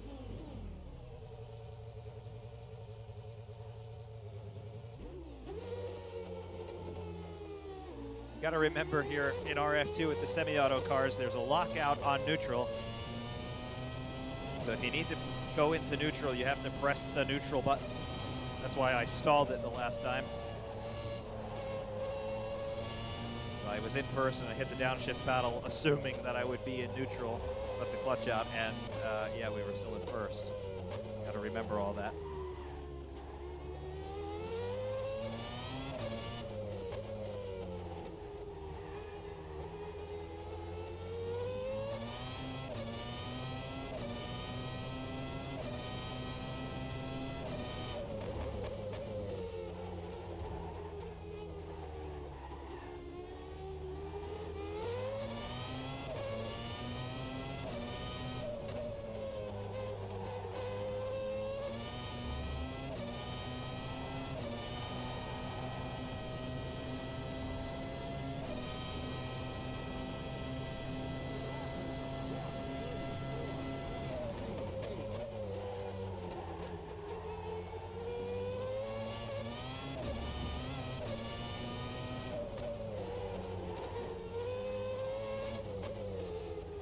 Not loop it around through here again if we can help it. Much better that time.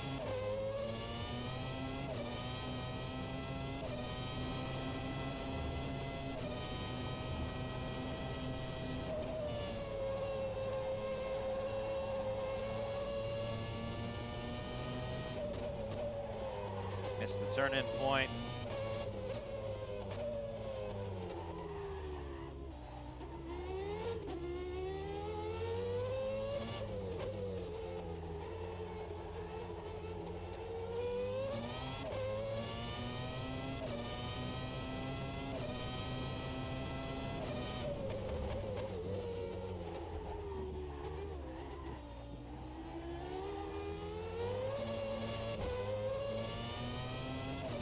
We lost 7 tenths in Sector 2. What's going on here?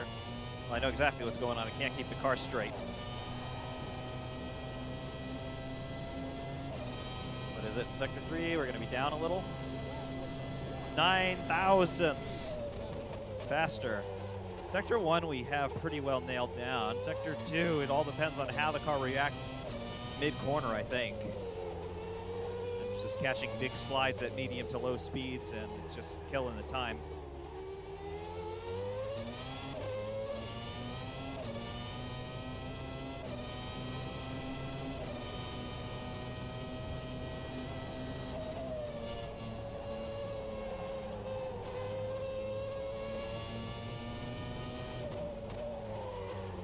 Yep. See what I mean? Mid-corner. Catching big slides. Tires are going to be cooked. Oh yeah, look at that. They're still cooked, which is why we can't keep it straight going 15K an hour here. Let's let the tires cool down a little.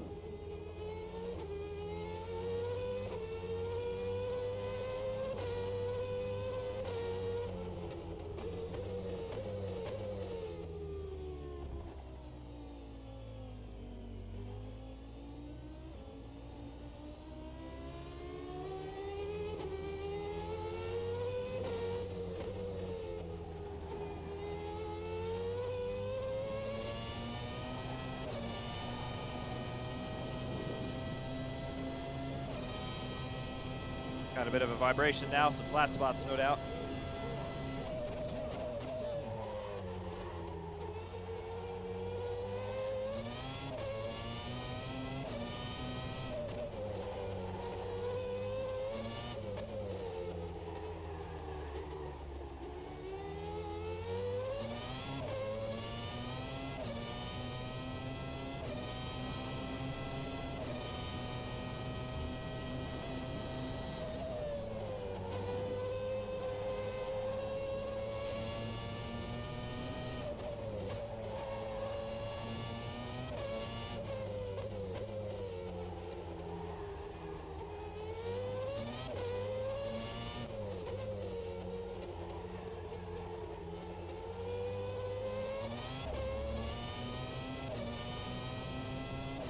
through Sector 2. Can't see it at the moment. Look at that, almost a second quicker. Cool. I have to mess up bigly to lose all of that time to the final corner.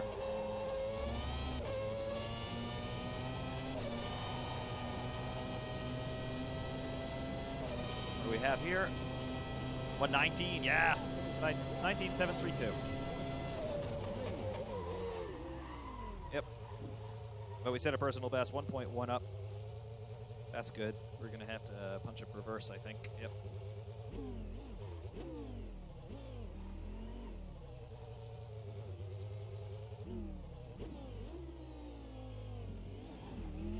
I think we can be content with that.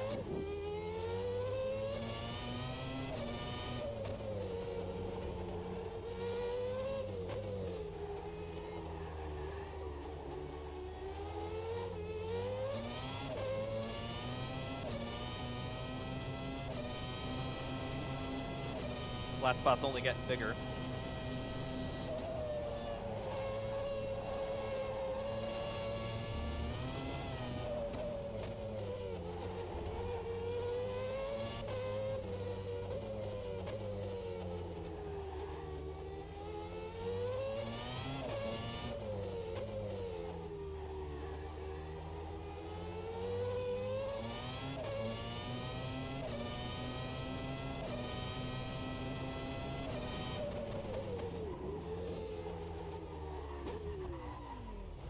Ouch, that hurt a lot.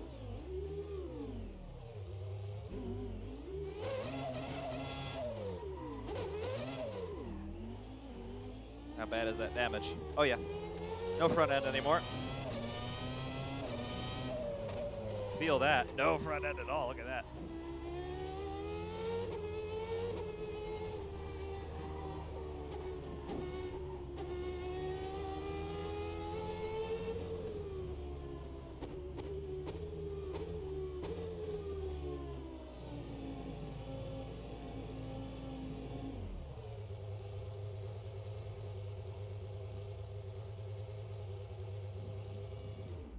Yeah, there was that, but you know, all in all, what does a front wing do anyway?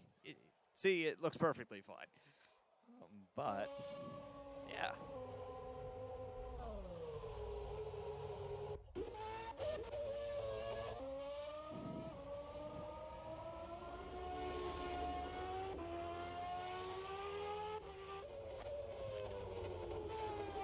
Yeah, somebody did try to revive the 413 that was in Assetto Corsa. There was a modding team called Virtua Simulazione. They are a direct precursor to Racing Studio, and they did the MP413 as well as the Ferrari F300, both from 1998, obviously.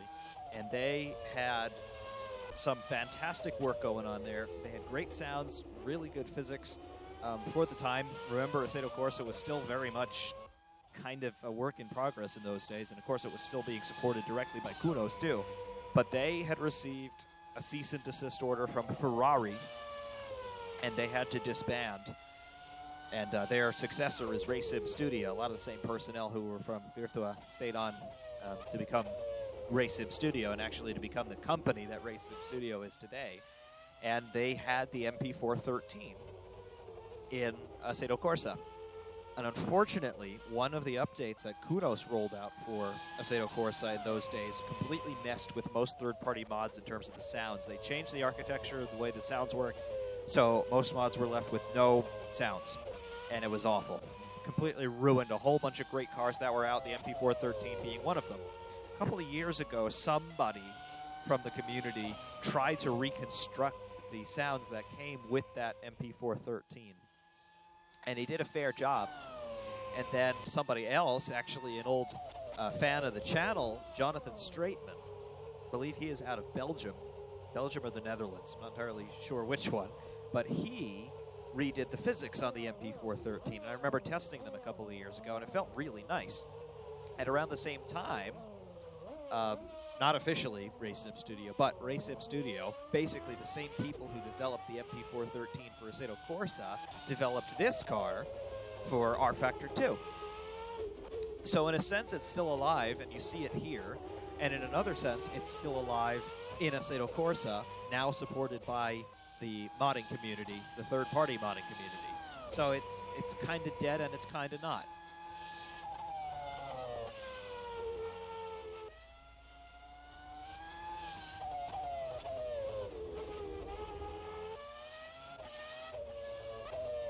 Nick Hoyle asking, what material was the pistons made from in the MP413? It was beryllium. It's a metal called beryllium. And I can tell you a little bit about beryllium in a moment here.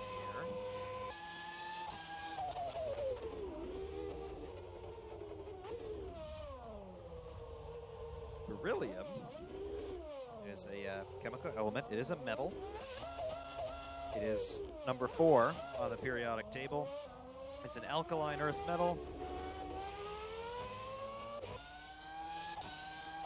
And yes, it's very good at making materials that need to be very hard and very resilient to heat. The melting point on beryllium is 1,287 degrees C, 2349 Fahrenheit. And it'll boil at 4476 Fahrenheit. So basically, if you need to boil beryllium, you need to send it into the sun. It's really a very resilient metal. It's very hard, and it's very temperature resistant. It's also diamagnetic. So it's going to be relatively neutral in magnetic fields, which is good as well. Transparent to X-rays, just reading from Wikipedia, and other forms of ionizing radiation. So it's apparently used as a window material for X-ray equipment. So the lenses in X-ray machines will contain beryllium. And it's also used in particle detectors for particle accelerators. So people who are doing high-level chemistry and physics stuff at CERN will be using beryllium as a detector, or a target even. So that's cool stuff. It is a health and safety hazard, apparently.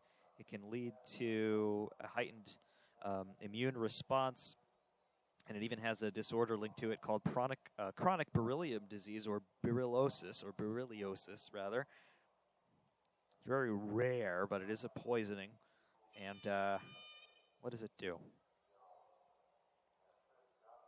Generally speaking, beryllium dust will be inhaled into the lungs, and then it can cause cancer, basically. It can also cause symptoms that may cause a mimicking of symptoms such as tuberculosis. It's not tuberculosis, but it can mimic the symptoms of tuberculosis, which will lead to misdiagnoses in some regards. Generally, symptoms are shortness of breath and cough. Can also lead to chest pain, joint aches, weight loss, and fever. So it can cause infections. Eventually, you could die from this if left untreated. But apparently, it's not super dangerous, so you won't die from just being exposed to beryllium. It's not radioactive, but yes. But that's the material that the pistons in the Ilmor F1110R, I want to say, the engine in this car, that's what it was made of.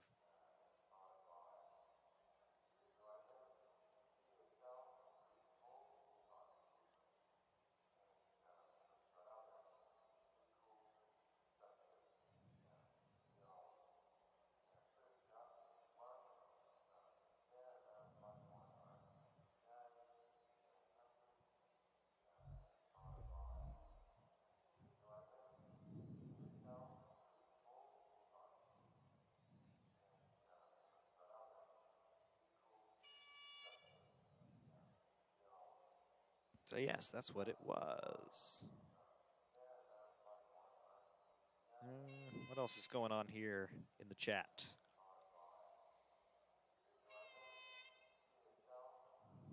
I love it when YouTube sends me the message to tell me to guard my privacy and abide by our community guidelines. It's my chat. I know that.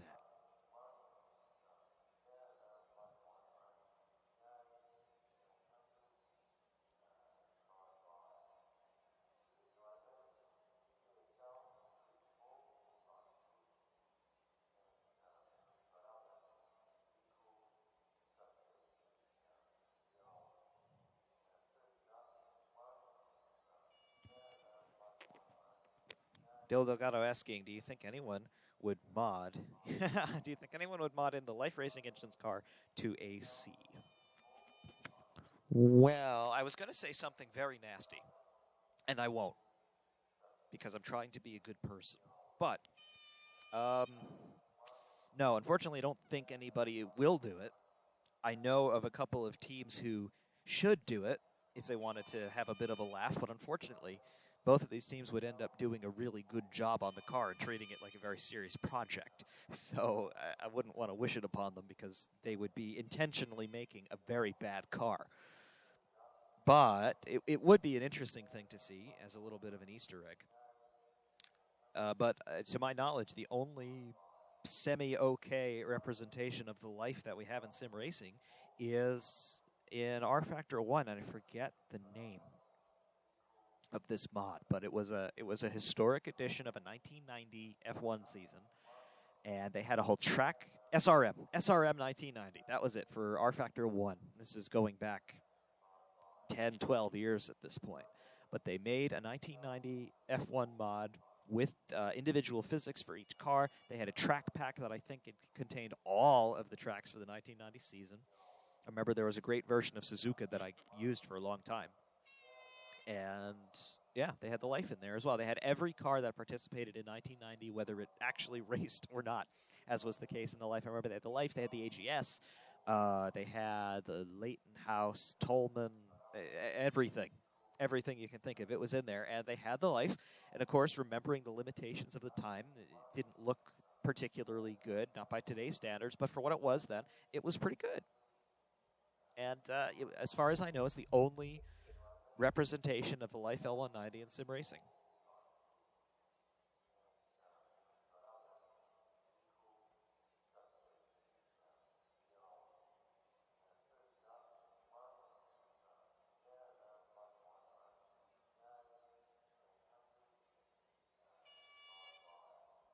Yes, Axel, I agree with you. The golden RF1 days. There were so many awesome mods that were out there. And the ones that I remember were the LMT F1 mods, as you've said. I remember the SR and the F1 SR mods. And they actually were the precursor to the ASR team that's still active. And they're active in rFactor 2 as well as the Assetto Corsa. And what else was there? I remember there was a great 2001 Formula 1 mod, but I could never find it again. It came from a Russian website. And I have no idea where I found this website or what it was, but I remember I found this thing, and it was fantastic. It had a lot of the assets from that 1999 Formula 1 mod, which was from somebody who I can't recall right now, but it was great. The cars looked good. Like, they looked really good. And I'm not just talking good for rFactor 1 standards. I'm talking they looked good. Like, you could have imported these models into Assetto Corsa, and they would have been almost passable. They were good. And the physics were good. And I could never find it again. I lost my hard drive, and the mod was on it, and couldn't recover anything from it. So it might have been RMT, if that makes any sense. I remember an R and a T with this thing. I have no idea what it was. There was also another one that was not a Formula 1 mod, but it was a sports car mod. It wasn't the Porsche Fab car, I know that one, but there was another one that contained the Ferrari FXX. There was, what else was in it? I think the McLaren F1 GTR was in it, and it was another Russian-made mod. I remember that. I don't remember what it was. CTDP, 2005 and 2006.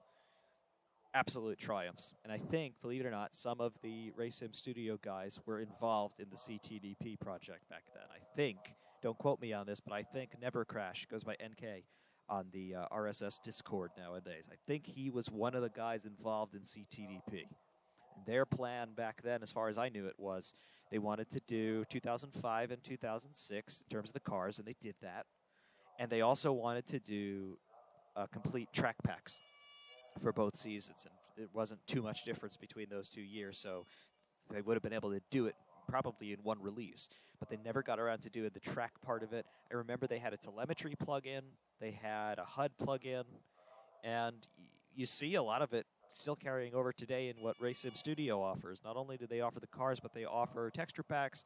They offer templates for the cars that they've put out. And they also have now display plugins, telemetry plugins, and display plugins for your phone or a tablet or even just on-screen stuff. So it's still there. A lot of the thinking is still alive.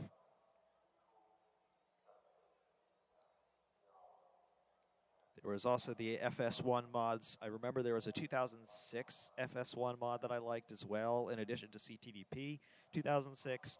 There was what? There was also an MMG 2007 Formula 1 mod that was really good. I liked that one too. Yes, Axel, MMG 2007, yep. 2008 mod was never finished. FS1 did a 2008 mod, which was decent enough. I remember I liked the BMW from that mod. It was really good. MMG 07 was fantastic, though. I probably have so many old videos up on the channel from that mod. Let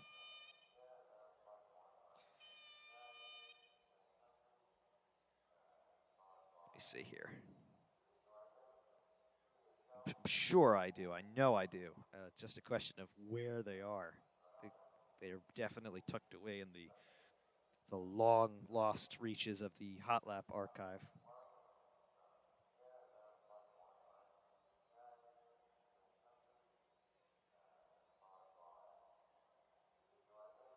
Let's see. I'm trying to find them. I know I made them back then. I was trying to search. Of course, we have a couple of 2007 mods for Assetto Corsa as well, so I'm finding all of those videos, but I know that I made a lot of stuff back then with the rFactor 1 MMG mod. I'm trying to find one where I could put a link in for you. But I know it was there. Someplace. Something or other. It's there. If you want to take a look, it's there. Where's my rFactor playlist? It's here someplace. There it is. Let's see, yep, here's some CTDP 2005. I'm seeing stuff of a 1993 mod.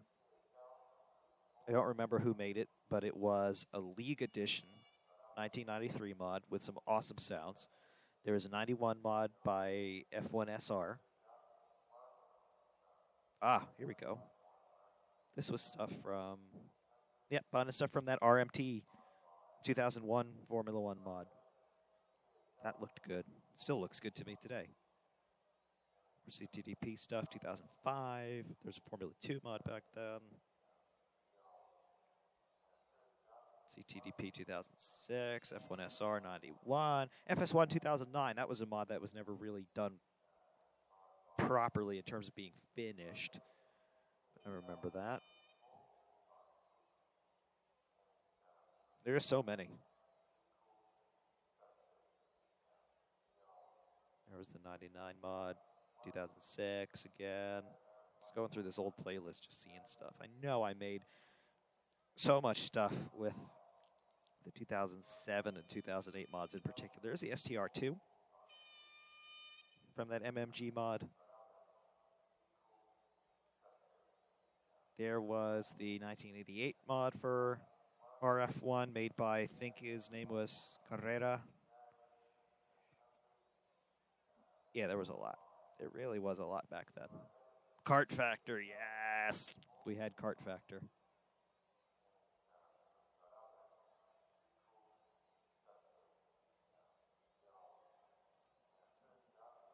And VRC really revived a lot of that sentiment with their Formula North America pack. The 99 car, obviously, but they really did a job on that one. Brought back a lot of those memories. And unfortunately, I think the 1998 kart season, in terms of the way the cars were then, was a little better than 99, but it's basically the same thing. Kart Factor went to AMS. I never played it because, unfortunately, I could never get AMS to run on two different computers. Never got it to run.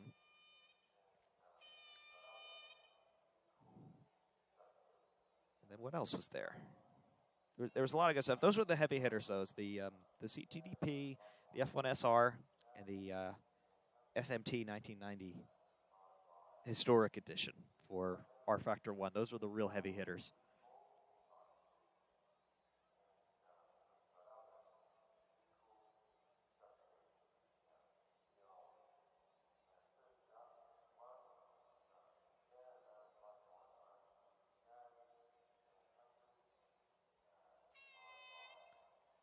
Tom Eddie 14 asking, which season of F1 would you like to see modded into AC that isn't already?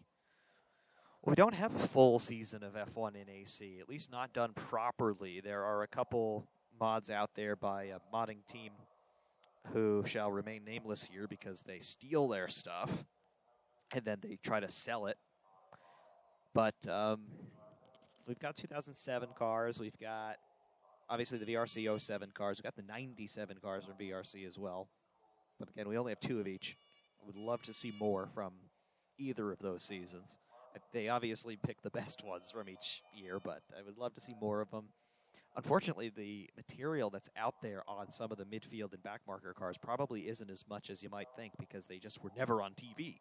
So the amount of pictures that probably exist of them it's got to be slim, but I'm sure something's out there if they really wanted to take on the project. I'd love to see 2006 in Aceto Corsa. I know it's not much different from 07, but we had the engines were a little bit less restricted then, and the tires were different. You had the tire war going on, so the cars were faster in 2006. That would have been cool. Obviously, being Schumacher's last season, it'd be cool to have the 248 F1 back in Aceto Corsa. There was a 248 mod, which was one of the casualties of that switchover in the F-mod architecture for the sounds when Kunos were still supporting AC directly. So we no longer have that one, but I remember we had that car for a while, and it was good. So I'd like to see somebody do the 248 F1 at least, but the R26 would be cool to have, the MP421 too. Basically, 2006 was one of those seasons where I looked up and down the grid, and every single car looked gorgeous, whether it was the Super Aguri or the Renault from the 2 extreme ends of the spectrum. All the cars looked fantastic. A lot of people were critical of the V8s coming in that year because it was a step down from the V10, but the engines, I think, turned out to be really good. And eventually, by the end of 2013, we all understood how good the V8s actually were. And then, what else would I like to see? Definitely 2006. More 2005 cars, to be honest. I'd love to have the Minardi in there. I'd love to have the Ferrari F2005. Full stop. Only because of how good that engine sounded. If somebody could do the onboard sounds of that 055 V10 really well, there it is. Somebody is also doing, let me see. Somebody else is doing the Ferrari 641. It's not a secret, but it's not well known yet, and I don't want to divulge too much, but somebody is doing the Ferrari 641. So we're going to get that, not soon, but we're going to get that. What else?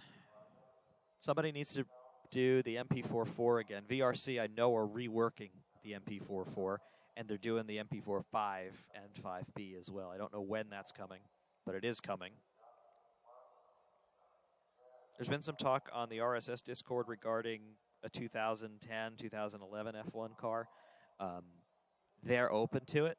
They haven't said anything one way or another, but I know that they'd be open to it. I don't know if they would end up doing it, but it's not a no from them.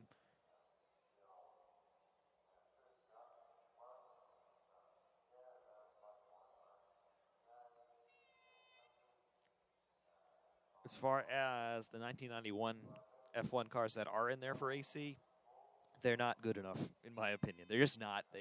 They're ports from rFactor 1. They are. They've been reworked significantly in a lot of cases, but they're still ports from rFactor 1, and they need more development. They're just not up to the standard that AC is capable of anymore. They were when they were introduced, but it's just moved on so much, especially with the shaders patch and just the different tools now that the content creators are using to make their stuff. They need a significant rethink. They were good, but they're just behind the curve now.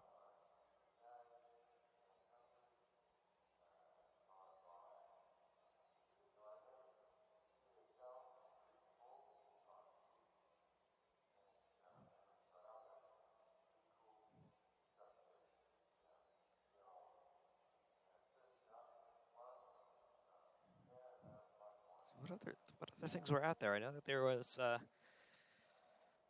more. Some of my early days in Assetto Corsa, and actually everybody's early days in Assetto Corsa, because I started to play with it in 2014, and that's, I think, when it went into early access.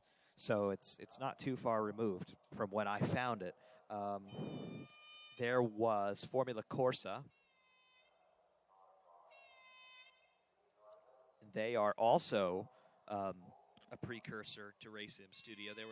There was Virtua, and then there was Formula Corsa, and they were not one and the same, but they had a lot of the same personnel. I don't know if they had the same personnel concurrently, but I know that they ended up getting a lot of the same personnel when both of them closed up shop. So they merged, and a lot of those guys are now involved in Race Sim Studio. And Formula Corsa, they were the ones who made 2014 and 2015 mods for Assetto Corsa. I remember, I have a video I made of, it was at Silverstone in early access Assetto Corsa with the Mercedes W05, the 2015 car. Yes, the 2015 car. And there was a Formula Corsa mod. I remember this. And they are no more. Those mods don't work anymore either, as far as I'm aware, because they were never updated. But it was there. And again, they were succeeded by Race Sim Studio.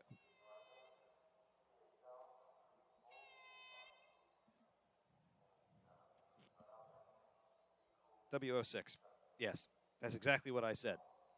I said the W05, didn't I? It was a 2014 car. I should know that. I have a model of it, for God's sake.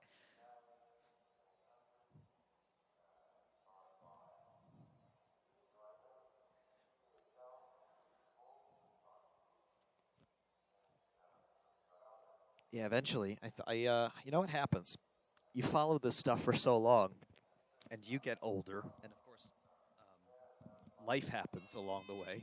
So you have more things that you're keeping track of now, and some of these stats and facts and figures that you knew so well, you kind of forget them.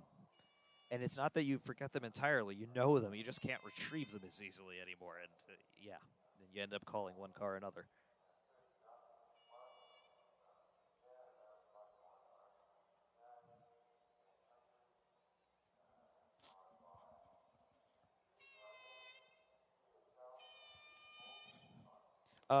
Yes.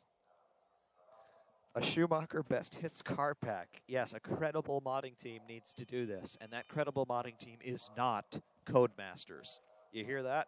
It is not Codemasters. So, Codemasters Birmingham, I know that you're trying to steal everybody's money here with your cheap hits on F1 2020, putting Schumacher's cars in there, but you're not going to do it right. Everybody knows you're not going to do it right. It's going to have bubblegum physics that even Lando Norris and Carlos Sainz are complaining about now. It's not at all what it seems. So, yeah, somebody credible needs to do a Schumacher pack. That's a good idea.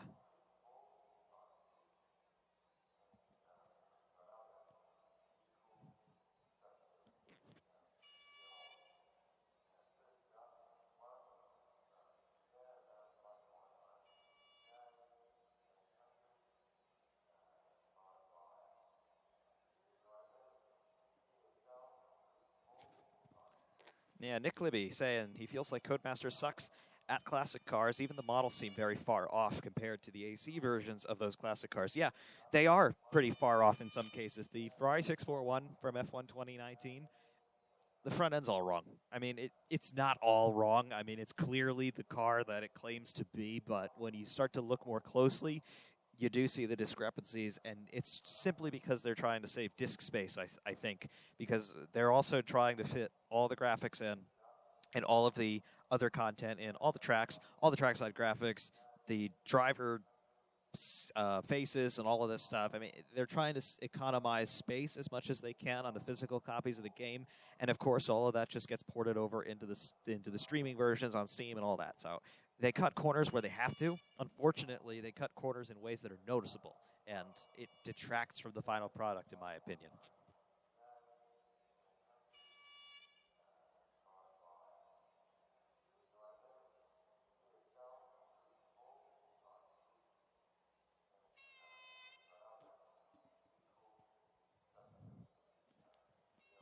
Gillespie's own Studio Entertainment. Will there be long single-player races in your rFactor 2 videos? I don't really feature rFactor 2 all that much, to be honest with you.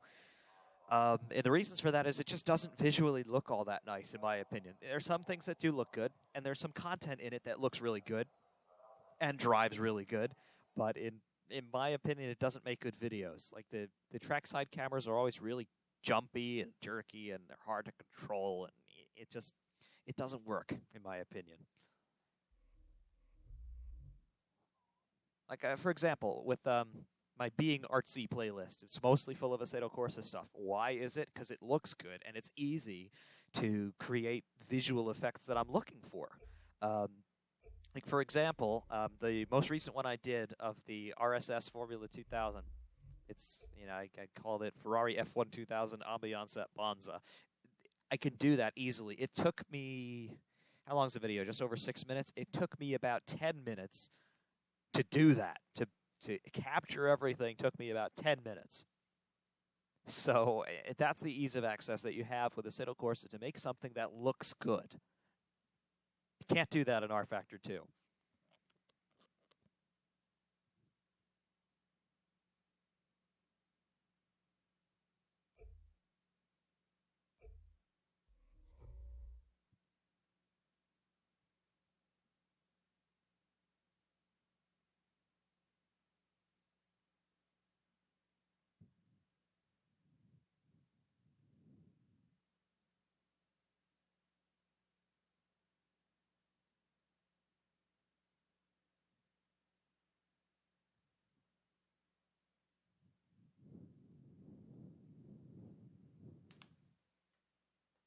Let's see.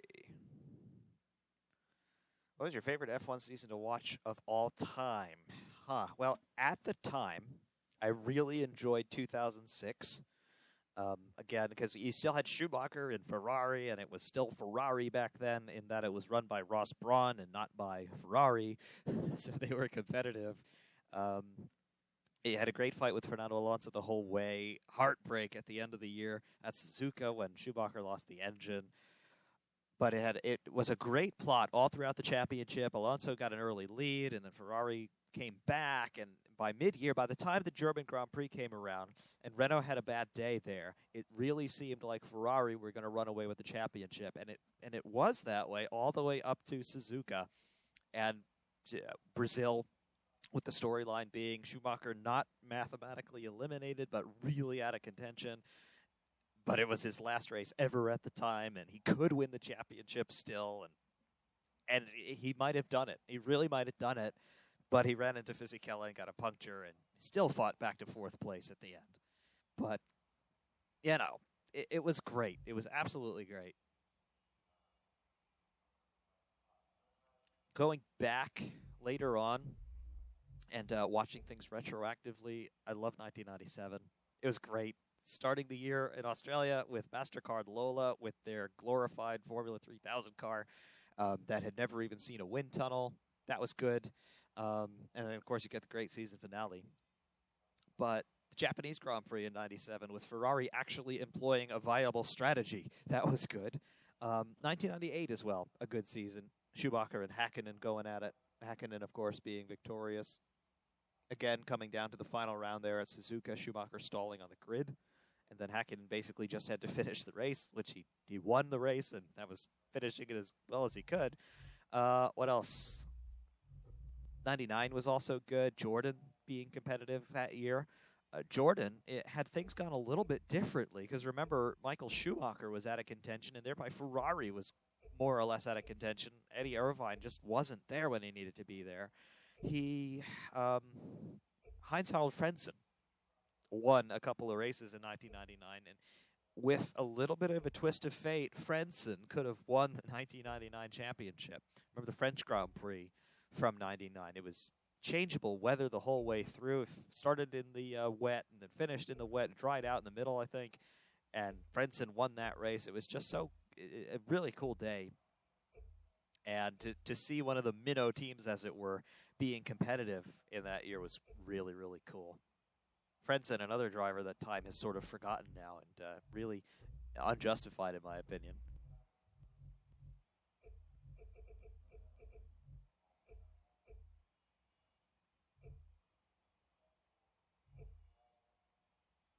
Let's see. What else have we got in the chat?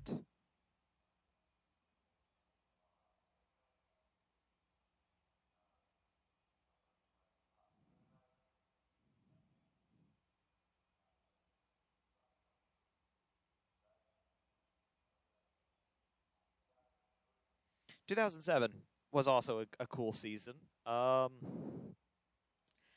The real story of 2007 was not Kimi Räikkönen. He lucked so hard into that World Championship, it wasn't even funny. But he legitimately got it by 1 point in Brazil. But Lewis Hamilton was the story of 2007. It's hard to believe that Lewis Hamilton has been in F1 for as long as he has. It's 2020 now. He started in 2007. And he finished on the podium in his first 9 races consecutively. And, of course, he won 2 of them. Crazy what he was able to achieve. And, yes, everybody still says today, oh, he was in the McLaren. The McLaren was the best car that year. Yes, it was. It absolutely was. But what did Heikki Kovalainen do in that McLaren the following year? Nothing important. Hamilton won the championship. So you tell me what really mattered there. Was it the car or was it the driver? It was a combination of the two, as it always is.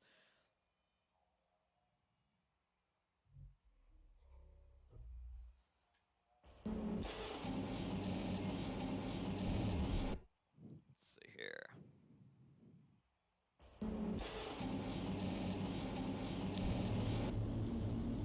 Jan Brady, or is it Jan Brady? However you pronounce your name, I apologize. I saw you in the Titanic Honor and Glory stream. Yep, you would have seen me in that stream. And big Titanic fan and big maritime history and engineering fan I am. And yeah, absolutely had to be there for the 108th anniversary of the Titanic sinking the other night. And I love the Titanic Honor and Glory project. What they're doing is, in my opinion, a service to humanity. They're trying to recreate one of the most famous, yet still rather obscure things that has ever happened in world history, the sinking of the Titanic. It's one of those events that everybody knows about, but nobody really understands. And that goes down from the people who are just passively interested in it to the people who study this as their career. It's one of those things that just captures everybody's imagination, and it always has. And they're trying to make a video game that's historically accurate, recreating the ship basically rivet by rivet to make it a completely explorable and interactive experience. Definitely really interested in their project, and I have a couple of their 3D printed models as well of both Titanic and Olympic. Definitely worth a look to their store.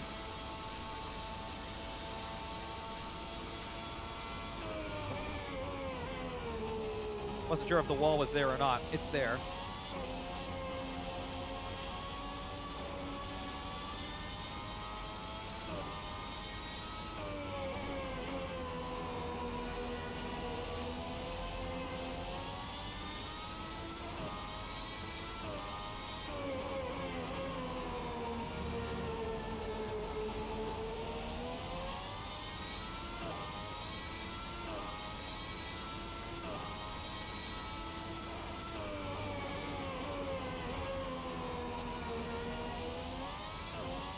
And for anybody who's interested, this is the ASR Ferrari 641. You can get this through Steam Workshop.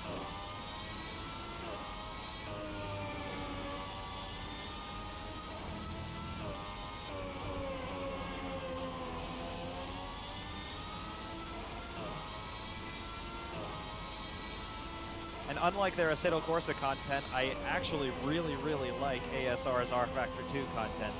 They do a much better job all around in rFactor 2. Definitely, this is where they should be playing. I don't think they should really spend too much time in Assetto Corsa. They just don't get on with it very well. But they do rFactor 2 extremely well.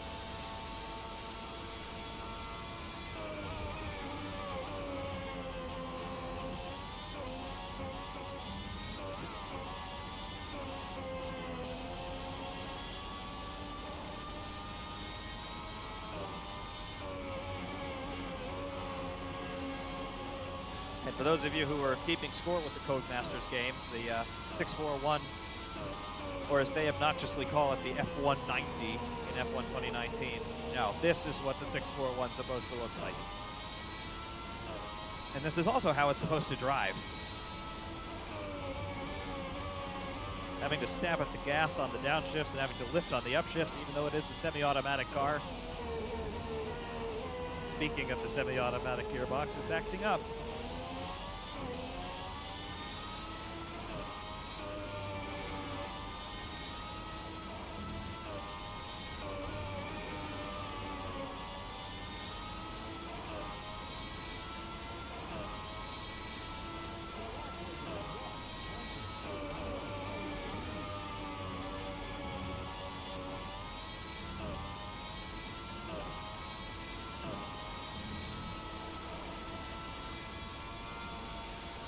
Bit of a twitch there coming up the hill. That'll grab your attention.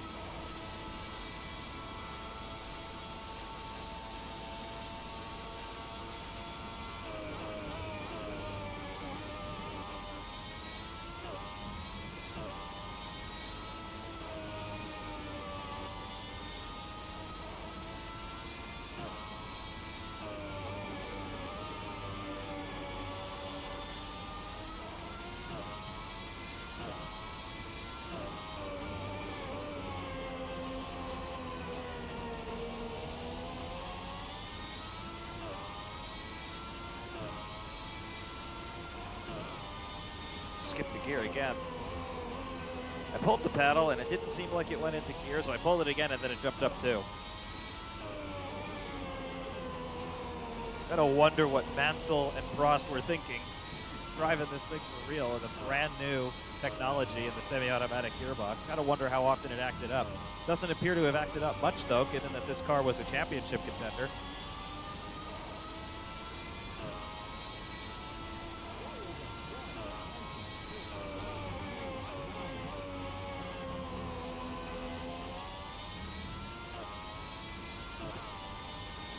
Dumped up another 2 there.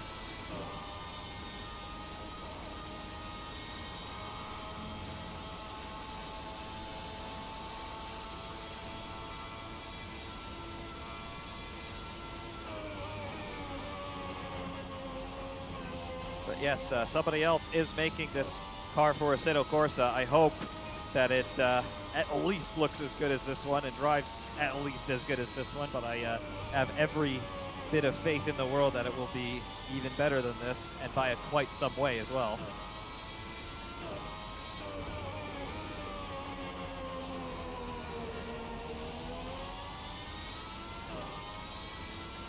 Kind of acting as a pseudo consultant on this project as well, as I happen to know more than I should about this car.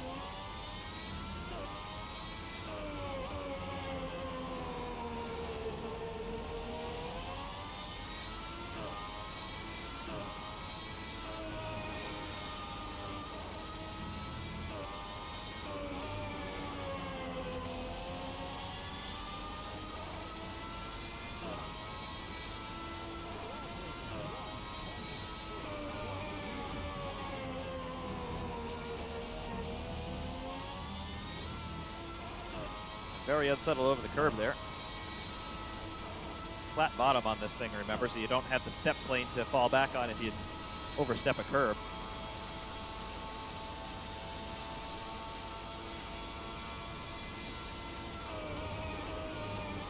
Just love the chicane up here because you can throw the car in so late and it's still there.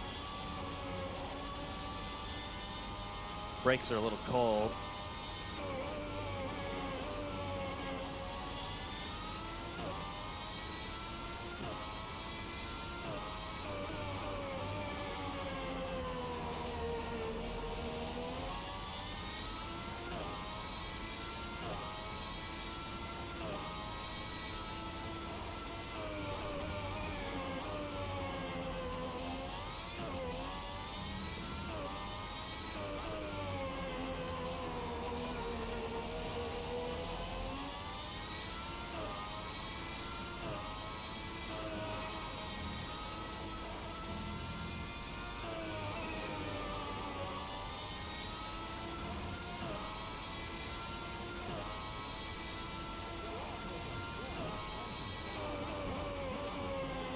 The only thing I will say about the attributes of this mod is that the engine rev's a little too high. I think the red line on this engine was about 13.5. We're revving almost 15 grand.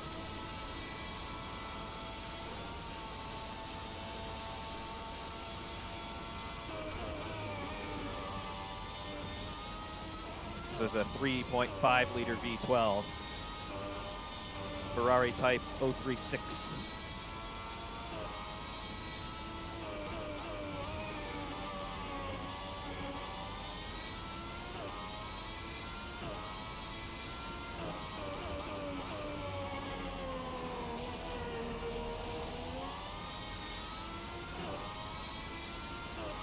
But yeah, a little bit different from driving a modern one because the gearbox is semi-automatic, paddle obviously, but it is not really seamless. That you still have to manipulate the throttle to make it go into gear, and every now and again you even have to cut the clutch in.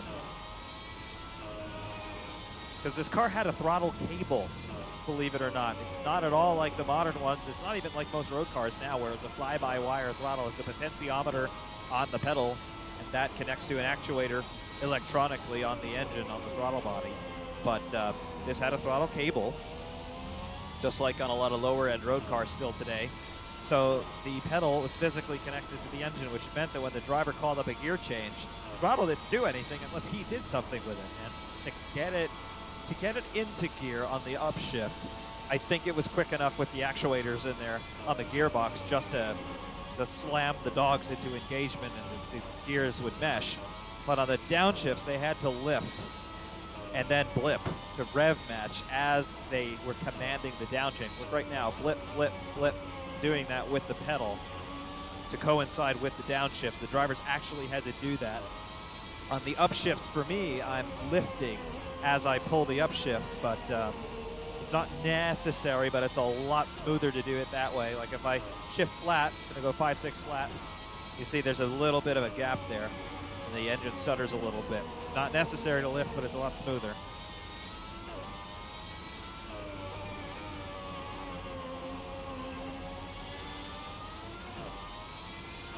And actually, on the Formula One YouTube channel, they just published that podcast interview with John Barnard, the guy who designed this car and its immediate predecessor, the 640 of 1989, as well as the Test Fuel 639. And he talks about that gearbox. And yeah, they had a throttle cable all the way up through 1993, I believe, with the semi-automatic box. So it was not at all like today.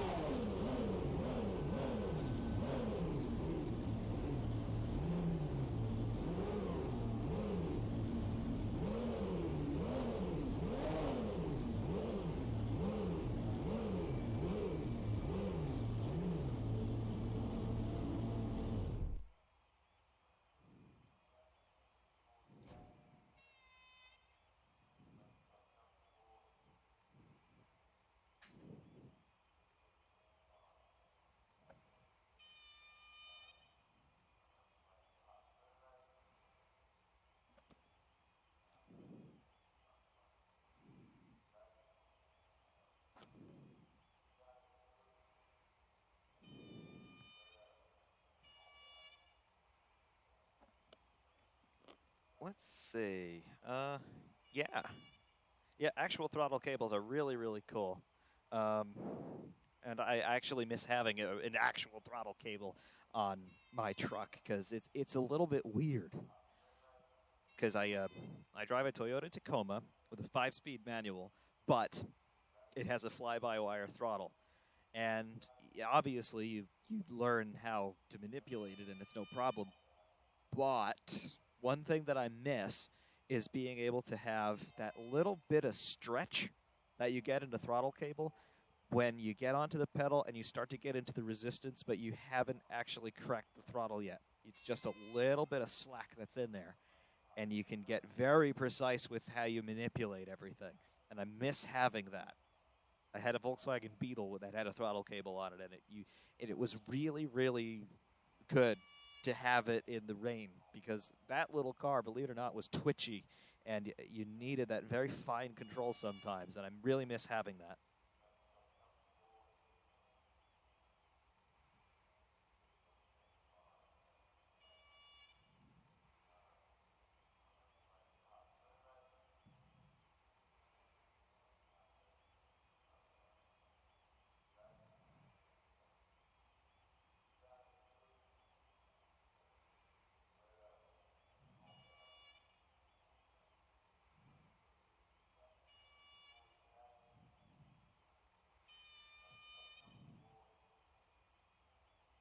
Let's see.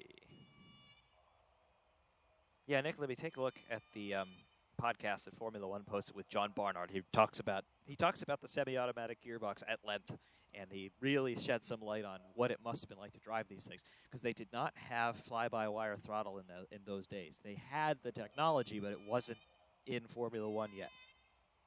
So there was a throttle cable, and from what I'm led to believe, the drivers could upshift flat, provided that the revs were high. Like revving the thing out to red line, they could upshift. But if they were short shifting or they were going slow, they had to lift, and then it would do the gear change. And because it was fast enough, you could get the dog rings to engage with each other fast enough before you would get any grinding with too much of a mismatch in revs. But on the downshifts, they absolutely had to lift off and probably blip the throttle to help it rev match. There are some onboards from 1989 and 1990 with whether it's Mansell or Prost or Berger, where it sounds like he's actually dipping the clutch on the downshifts. I'm not sure about this, but that's what it sounds like to me. Further in that same vein, there's a video from Bozzi, I think it is, of the Minardi Day at Imola from 2019, and they had Riccardo Patrese driving the FW14. Williams brought the car out, and they had it running, and Riccardo Patrese was in it. And this is a guy who drove that car in the era. And they're obviously not running it flat out, but when he commands an up change, the engine revs spike as the gearbox passes through neutral, and then it goes into gear. And the revs come back down again really abruptly. So he's not lifting for his upshifts there, and he's obviously not at all going flat out. But you hear the revs spike, and then they come back down as the gearbox bangs into gear. So I wonder if in that car had the same issue as the 639, 640, 641, where at high speed it was flat, but at lower speeds you would have had to lift, because Patrese doesn't lift, and you hear it really abruptly. So one wonders, the FW14 and 14B also had throttle cables.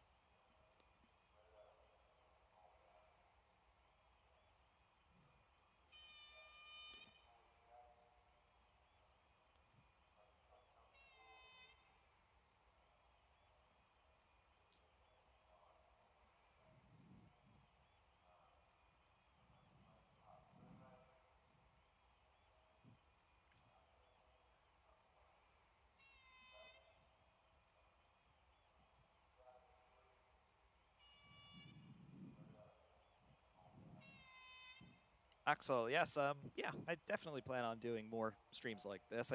Whenever I do live streams, they're like this. I don't really have a plan when I go into a live stream. I just don't do it much because most of the time doesn't permit. But tonight was one of those nights where not only time permitted, but I just kind of felt like I needed to talk. Not necessarily to anybody in particular, but just to talk. So that's what I'm doing.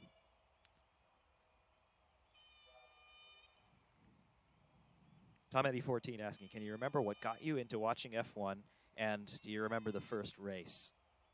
What got me into F1 in particular? I guess it was a couple of things. One was just the organic progression of having been around cars. I'm from a family that has always been shameless do-it-yourselfers. And in particular, my grandparents were always shameless do-it-yourselfers. And when I was born, they were both still young. They were both still in their 40s, my grandparents, when I was born. So they were still living normal, real life, like working and everything.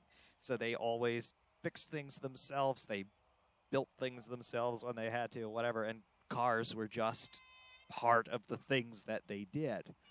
So I remember being 5 years old, and my grandfather was in the midst of working on this Toyota Camry that he had.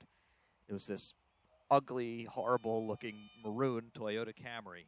But, you know, the Toyotas, they never die, and the Camry in particular. I still see 90s Camrys on the road. You can't kill the things. So it needed brakes done. And I remember being 5 years old, and I walked outside. I was like, what are you doing? And, you know, I just asked him, what are you doing? And that's how it was. And I ended up helping him do the brake job on this 90s Toyota Camry. I think it was a 97. Don't quote me on that. It might have been earlier than that. It might have been a 95, 96. But it was a Camry, and it was maroon. And I remember doing a brake job on this Camry when I was like 4 or 5 years old. And it just started from there. I was always involved in doing the car stuff with them. And then as I got older, I was able to take over more and more of doing the car stuff for them. And then it just snowballed from there. I always liked cars from that point. I was always around them, always playing with them. Started to collect model cars at around the same time. I was a little older than that. I want to say I was maybe 8 or 9 when I started to collect model cars. But still quite young. And, yeah, at the same time, it was the video game side. It was Gran Turismo 2 on PlayStation 1. It really taught me how cars operated, not necessarily in terms of how they work mechanically. That was stuff that I was learning in real life. But how do they drive? How do they behave? What can they actually do off of a typical road situation? So it was the Gran Turismo series on PlayStation then. And from then, it was still probably with the video games. I remember I got a PlayStation 2 in 2001, so I would have been 9 years old at that point. And one of the games I got for it was Formula 1 2001 by Studio Liverpool. It wasn't the EA version. It was the Studio Liverpool Sony version. And I looked at it and I said, what the hell is Formula 1? These cars were really crazy. They were really fast. They sounded amazing. So what were they? So I played that game for a while, and I never really put 2 and 2 together that this game was made based on a real-world thing. Like, I knew some of the names. I had heard Michael Schumacher. I had heard David Coulthard, for example. I knew that these were real people, but I never really put 2 and 2 together that this game was a recreation of a real-world thing. So eventually, 2005 comes along. And I remember, at this point, I know what Formula 1 is. I know it's a real thing, but I never actually bothered to watch a race. So this was mid-2005, and how old would I have been? I would have been 13. I would have just turned 13. So I see a commercial on for the Monaco Grand Prix for 2005. I said, okay, this Sunday I'm going to wake up at whatever time it was. The races were a little bit earlier in those days, so I woke up at 6:30, I think it would have been. And I woke up, watched the pre-race show and the Monaco Grand Prix. And I remember watching this and thinking, what the hell am I watching?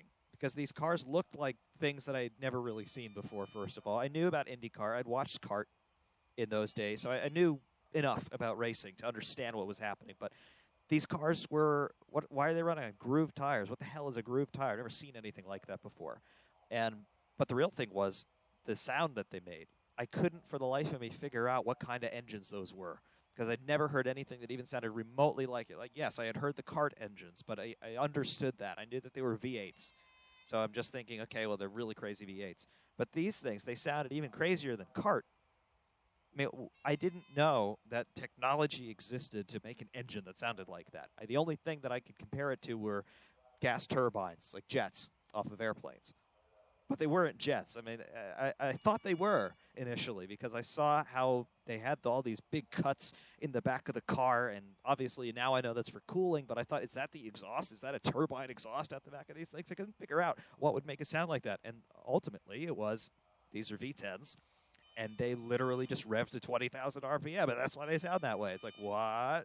That's really what's going on. There's pistons flying around in there. So that's what got me hooked on it. It was the engineering. It was the technology. It was hearing something that sounded like nothing else on the planet and then trying to understand what made that sound. And then once I understood that, I was, okay, why do they do it this way? Why don't they have big V8s in the backs of these cars like everything else in the world? Like, oh, it's for center of gravity. It's for X, Y, and Z, blah, blah, blah. So it just snowballed from there, and that's really what got me into Formula One. The one thing that lit the fire for me was hearing something that sounded like nothing else I had ever heard, and then wanting to understand why. That was it.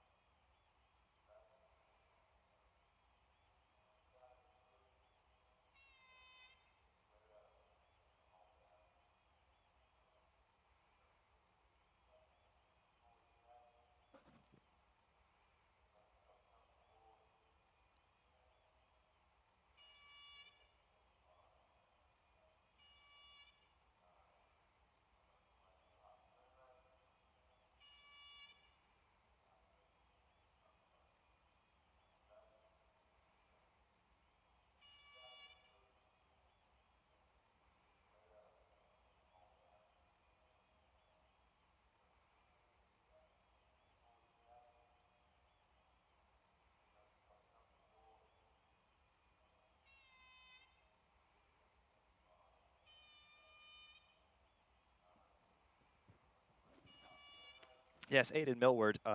I love to heckle him when he does live streams in particular, but I like Aiden very much. And I'm very happy that he's had the success that he's had. And his Storytime series, honestly, it filled the gap that was there, and nobody realized it was there until he started to do it, and it took off. And he does his homework, and he tells the truth, which is really good.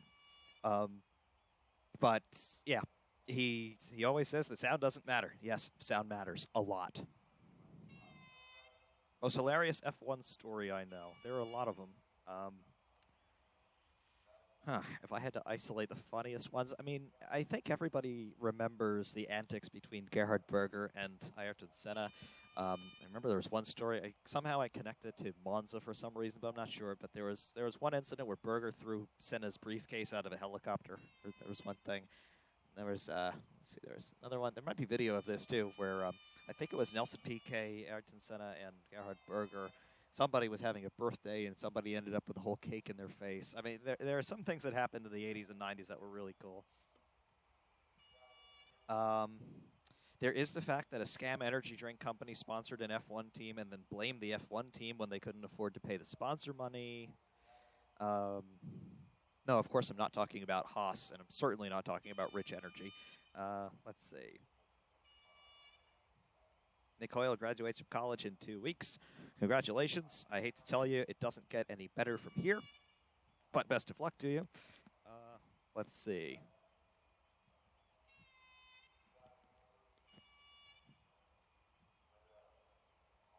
There's a lot. There's a lot. Anything from my time,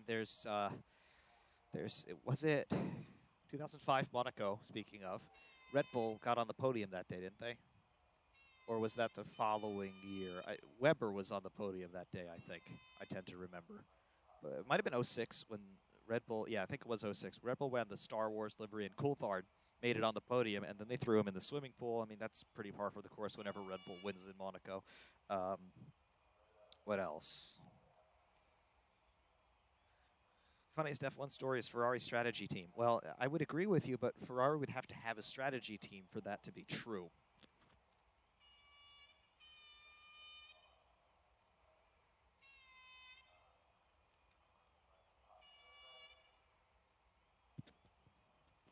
Let's see. Yep, Nick Hoyle says job searching is still in process. Yeah, for me, out of college, the job search was a 4-year ordeal. It really, really was. I had just typical throwaway jobs, the hourly things in stores and whatnot. The really cool thing, though, that I was able to do while I was in school was I worked at school, so that was good. I tutored writing, I tutored Spanish language, history in various ways. But yeah, I did that. That was a lot of fun.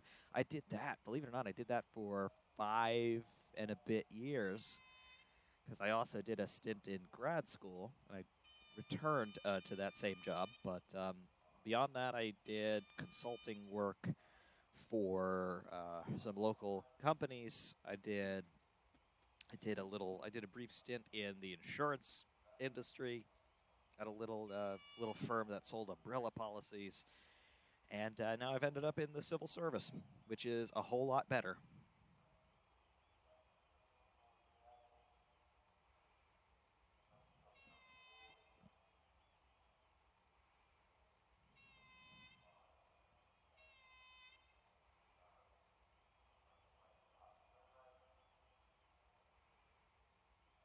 There you go, Bachelor of Science in Industrial Engineering.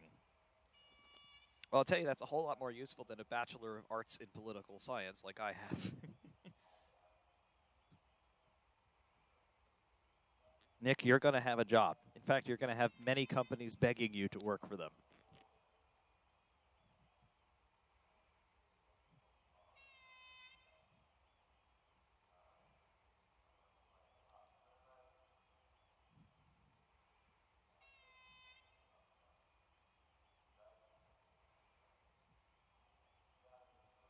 So, oh, yeah, one of the other jobs that I had, I actually did this for a while. I worked for a private school as an English teacher.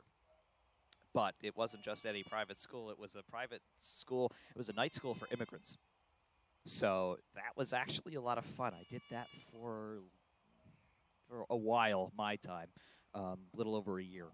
But it was fun. It was just so horribly mismanaged that nothing was organized, and there were problems getting paid on time and all kinds of things. But unfortunately, it wasn't a sustainable job for me. But it was a lot of fun, and because of the population we were dealing with, first of all, it was people of all ages. I had youngest students I had were like 14, and the oldest students I had were in their 60s, and they were all in the same room at the same time. So that was interesting, trying to manage all of that.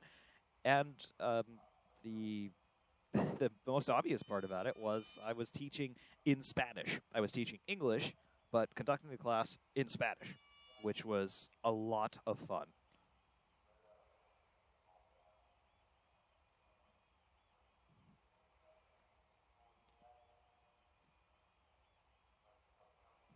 Beyond that, sold cars for a little while. Did that for about, let me see, sold cars for about 6, 7 months. Thankfully, it wasn't all that long-lived because it was an absolutely horrible experience. And then ended up in the civil service.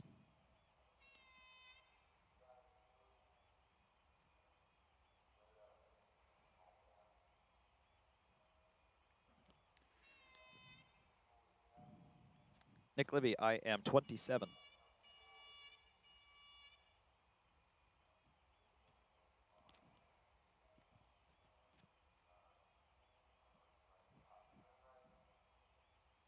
Patrick Martello, why was selling cars bad? Well, first of all, as some other of the members of the chat here, namely the moderators, have said, I was not selling good cars. So finding customers was not at all easy. And then midway through my tenure there, the dealership was sold because it was underperforming. So I could hardly blame them for wanting to sell it off, but they sold it off. And then the people who bought it were less than reputable. So I had to cut ties then.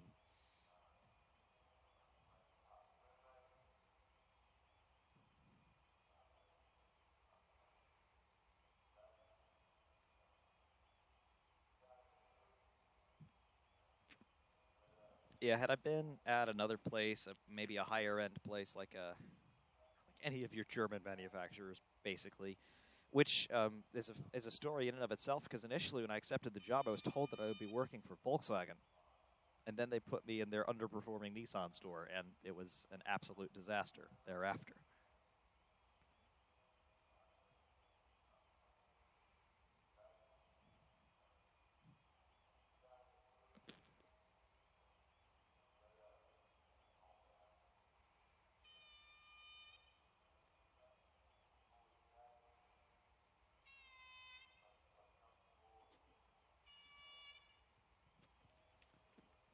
Yeah, when I applied, yeah, they said that I would be working for Volkswagen. I was applying to the parent company that owned a whole bunch of dealerships in the area, and they had an opening at their Volkswagen store, which I applied for, and I interviewed for it. I interviewed for the job at their Nissan store because that's where their manager was that day. He had split duties between the Volkswagen store and the Nissan store. So I interviewed at the Nissan place for the Volkswagen job. And then eventually they gave me the position, and then they shoved me into Nissan. And I told them in the interview, I know Volkswagen inside and out. I used to own one. I could strip the thing apart and put it back together in my driveway with hand tools. I know these cars. I can do this job. And they didn't listen. And ultimately, they paid for it.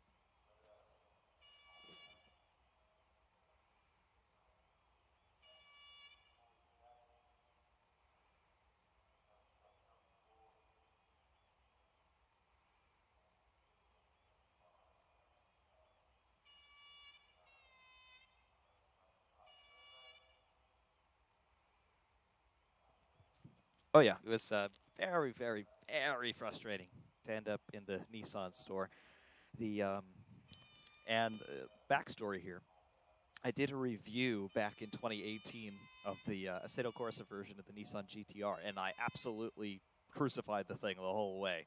And the reason why I hate the Nissan GTR so much, apart from having driven one a couple of times and being less than impressed, quite honestly, was that there was one outside my office every single day. For every day that I worked there, there was a white Nismo GTR, a 2016 one, sitting there the entire time, just mocking me and really mocking the whole store because there was no way in hell we were ever going to sell the thing, and we never did. But I did get to drive it a couple of times, so meh.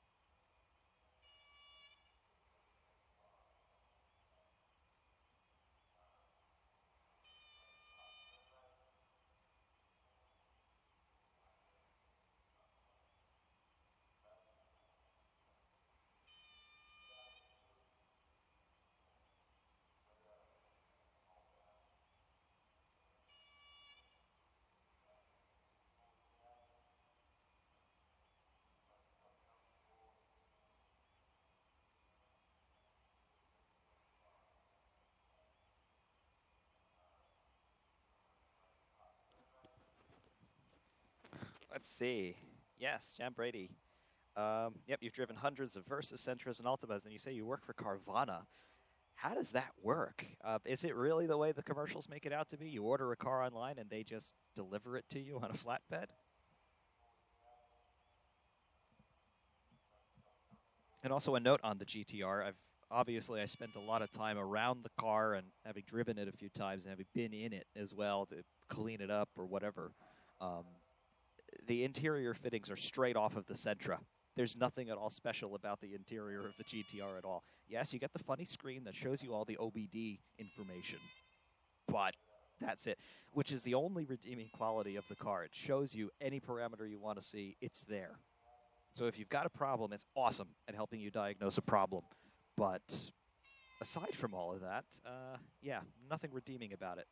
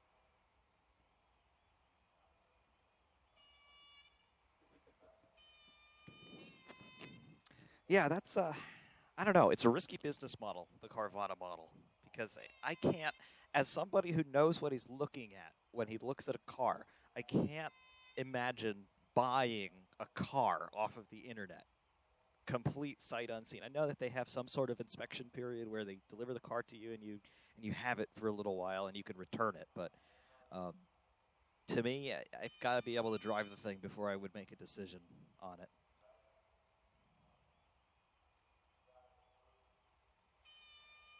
They're probably, I would assume that they're aiming at the people who just don't have the kind of time to spend a day looking at cars and ultimately decide to buy one. But again, it doesn't pass the logic test in my somewhat old school brain. I need to be able to kick the tires and look under the hood and check for the sawdust in the oil.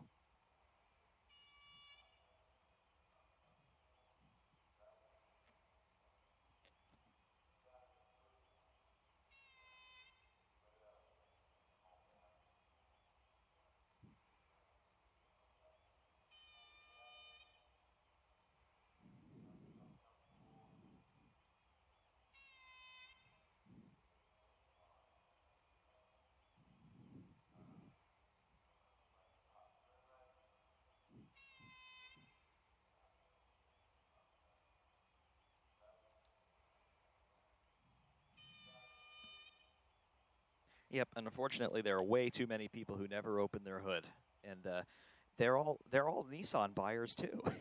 I have to say, there were so many problems with when I was there. They were just rolling out the Kicks, their new sort of compact crossover thing, which looked way too much like the old Cube for my comfort. But beyond that, when we got the first batch of Kicks in, we got two of them and they were from, I'm led to believe they were from one of the first ever production runs from the factory. And when we got them, both of them had hoods that were offset. The shut lines from the hood on the front end, the shut line on the right-hand fender was larger than the shut line on the left-hand fender. And both of them were like that. We later got two more a couple of weeks later, and they were also the same. So at very least, the first batch of Nissan Kicks that ever went out had hoods that were installed crooked. And I'm not talking a little bit of a gap. I'm talking about you could fit your hand in the shut line on the right-hand side, and it was flush with the left-hand fender. And underneath the right-hand side of the hood was your relay box. And it wasn't shrouded with anything. There were just a bunch of exposed connectors behind this shut line, which of course was going to be allowing all sorts of water and whatnot in there as you're driving along. So I'd love to know if there have been any recalls on the Kicks since then for electrical problems, because I am sure that they had them.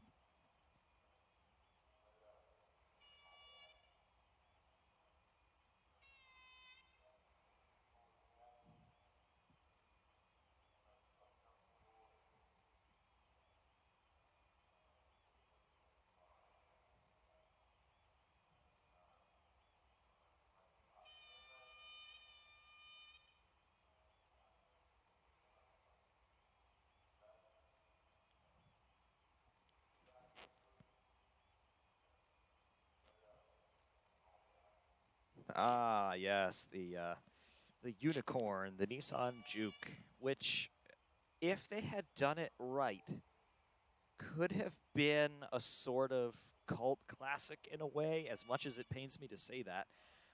Unfortunately, it's a Nissan. So of course they didn't do it right. There was a sporty version of it. I forget what they called it.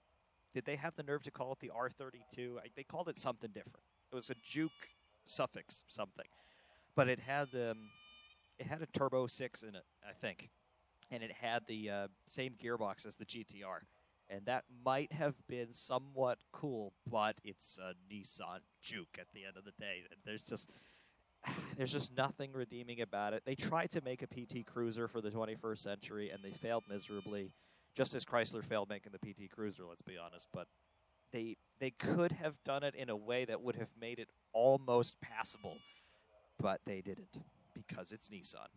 Yep, the Nismo Juke, that's what it was.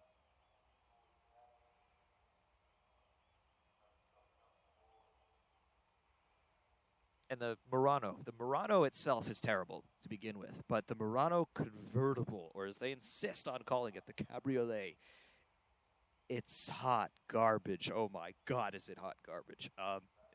When I first saw the Murano cabriolet, it wasn't at the dealership, believe it or not. It was at the New York Auto Show at the Javits Center in New York City. And I forget what year it was, but it had to be quite some time ago. I want to say it was 2006, 2007. We walked by the Nissan exhibit, and they had a Murano with no roof. And I was thinking, there is no way that this thing is ever making it to production. First of all, it looked ridiculous. And then secondly, it's a 4-seat, well, technically a 5 or maybe even a 6-seater, depending on how many seatbelts it's got in the back. But it's a 5-seater crossover with no roof on it. And it looks utterly ridiculous. And more than that, but the mechanisms required to make a retractable roof that's that big were going to be so heavy and bulky, there's no way it was going to work. Well, I got the shock of my life when I started to see these things on the road. Just, no, you didn't make that, Nissan. I know you didn't, but they did. They absolutely did. And believe it or not, I had more than one inquiry when I was working for Nissan as to whether or not we were ever going to get a Murano Cabriolet, because I had one customer in particular who I believe was in New Hampshire, if you could believe it or not. This person would have been willing to drive down to New Jersey to buy a Murano Cabriolet if ever we got one. And I wanted to find one for the guy because he was so adamant. He called me at least once a week asking if we had one. So I was adamant on trying to find one. I located one, and I went to our manager, our new car inventory manager. I found one from a dealer in New York and said, can we get this car? Because I have somebody who will buy it at sticker price. No questions asked. He wants this car. And the manager said, no. So there we go. We lost a $40,000 sale because the manager said no, even though I had a customer who I was grooming and trying to get in for months. And that's why that store ultimately failed.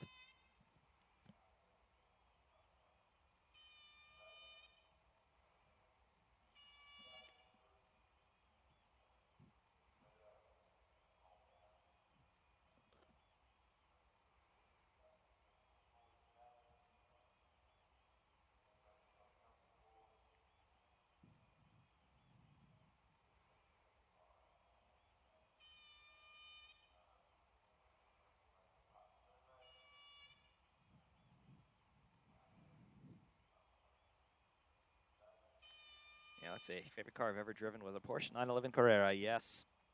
I've never gotten the chance to drive any Porsche, but yes, that would definitely be one I've got to have a go in at some point.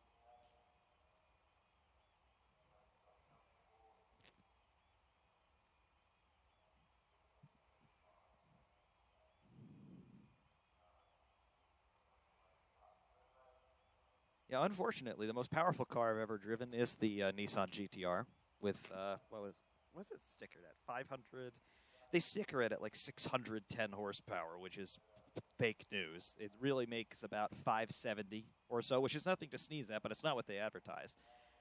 And let's see, but it's not the fastest car I've ever driven, not by a long way. Fastest in a straight line, no doubt, but fastest car I've ever driven was a Scandia Formula 2000. I've had the chance to drive one of those a couple of times, and yeah, that's got 120, 130 horsepower, but it weighs nothing, and it's quick, especially through the corners. I would love to put one of those actually up against a GTR and just see how badly it thrashes the GTR around a course, because it totally would. And one of those cost you, as a runner, ready to go, ready to take it to the track, one of those would cost you maybe $15,000, maybe even a little less. And a GTR is going to cost you 90, 100 grand. And it's going to be slower than a $15,000 tube frame formula car from the 70s. So it's, I could never justify buying a GTR.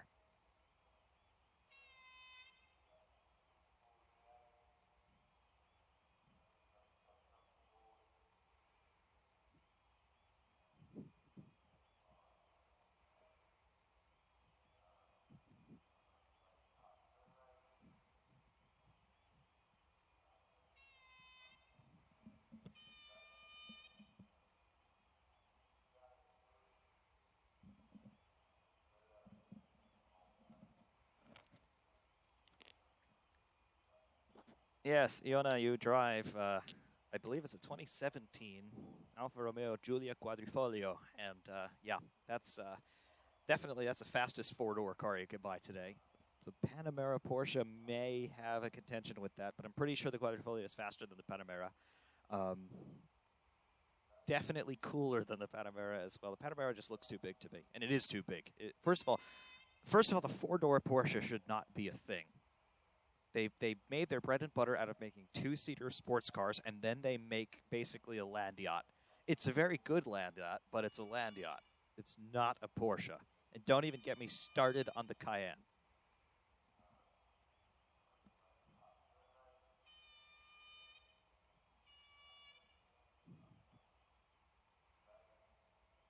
Yes, a real land yacht would be a 1969 Chrysler 300. Yep, that is a land yacht. But that's what American cars were. You couldn't get a little American car unless it was a Corvette or a Chevette, something like that. They just didn't make them little in those days.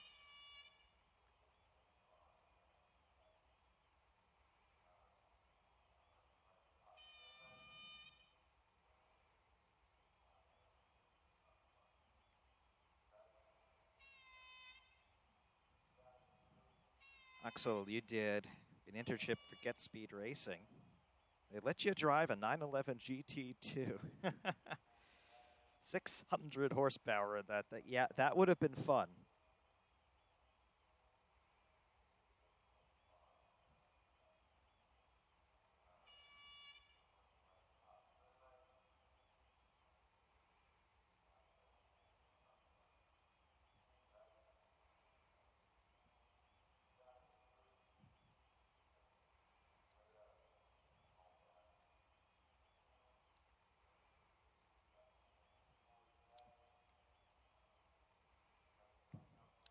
Yeah, the big American cars from the 50s and 60s. That's unfortunately it's something that I just can't quite understand because it's just of a completely different time than anything that I know. I mean, I've seen those cars. I've been around. I've been to tons of car shows. I've seen a lot of those kinds of cars, and I understand what they were and I appreciate them for what they were. I just don't. They don't do it for me. They're just of a completely different time that I just don't. I wasn't there. I don't understand what they were in their time. Like, were they just accepted as normal, or were they always seen as special in a way? I mean, I know that they were production cars, and I know that you saw them on every street at one point, so they must have been considered as normal. But now they have this aura around them, and I have a lot of trouble parsing through what is a modern development in terms of the perspectives that people have on cars like those versus what were they in their day. I mean, I know what the sticker prices were in their day, and had you known at the time, you would have bought a whole warehouse full of them. But I have trouble identifying with that era.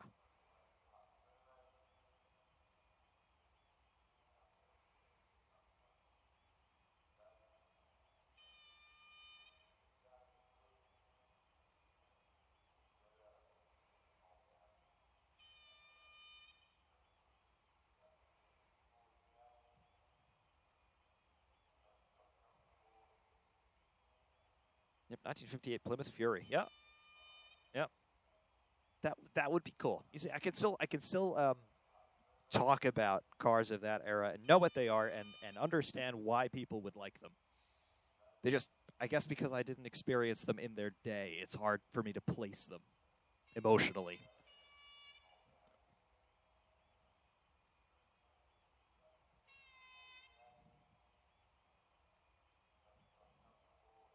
I don't really start to identify with what cars actually were until we get into the really the late 70s and properly the 80s, because when I was born, those were the cars that were still out there. There were some 70s still out there, but mostly it was 80s cars that were on the roads. I remember those. I know what they were. I rode in them.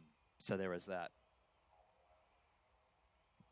1961 Ford F100. You see, I would love to have one of those. That's something that I absolutely could place. I know that I would love to have a 61 Ford F100 or something quite like it, because that's trucks are trucks. They don't change very much.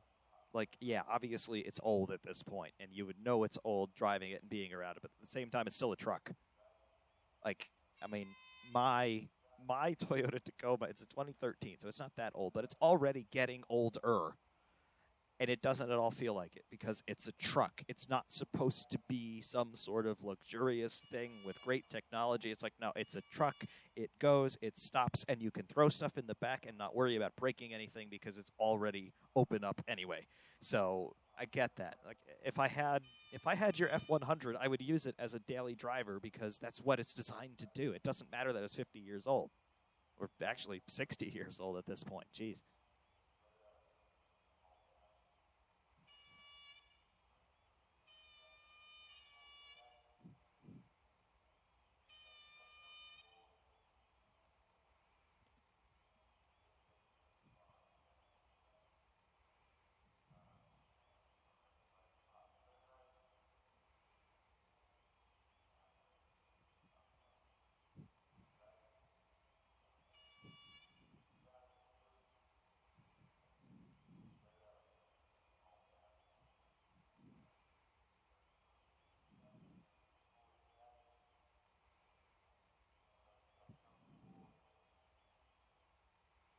It's got 130,000 miles on it and gets 17 miles per gallon.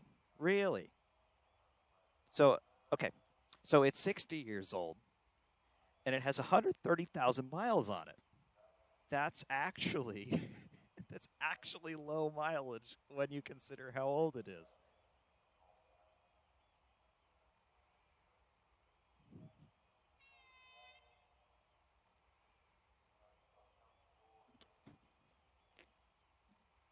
That's really good.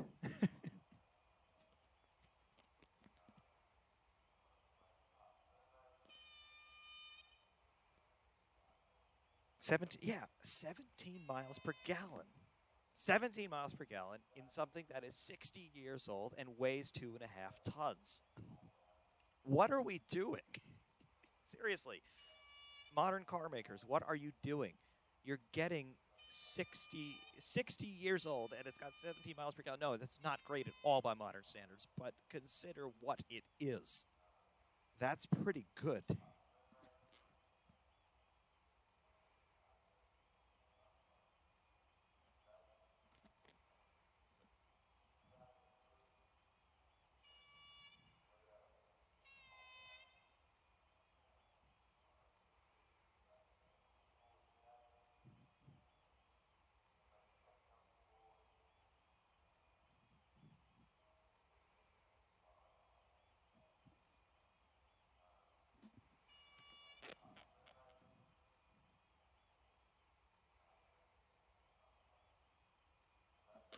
Yeah.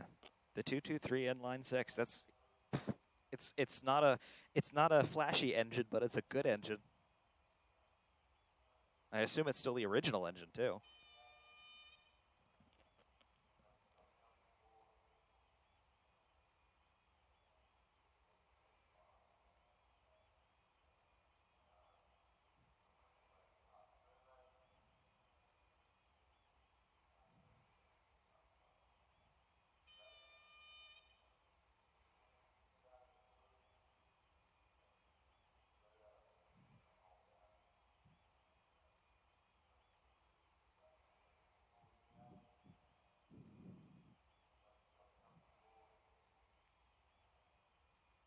Actually, Iona, yes, you're right. Hanoi is the worst circuit I've ever driven on a racing sim, and it appears to be the worst circuit in reality too, if ever we get there, which I hope we don't. Huh? So it is the original engine. Still had the original carburetor with the tag, but it ran like crap, so bought a new carb. Look, if the only thing you needed to replace on it after 60 years was the carburetor, and here's the thing, it has no electronics on it at all. The most electronically sophisticated thing in it is probably the radio. So when the zombie apocalypse happens and the EMP happens and everything else is dead, your F100 is still going to be running.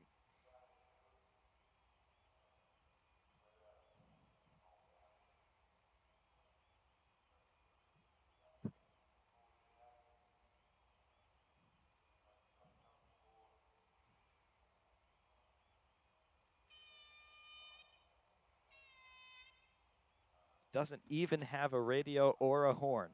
Perfect.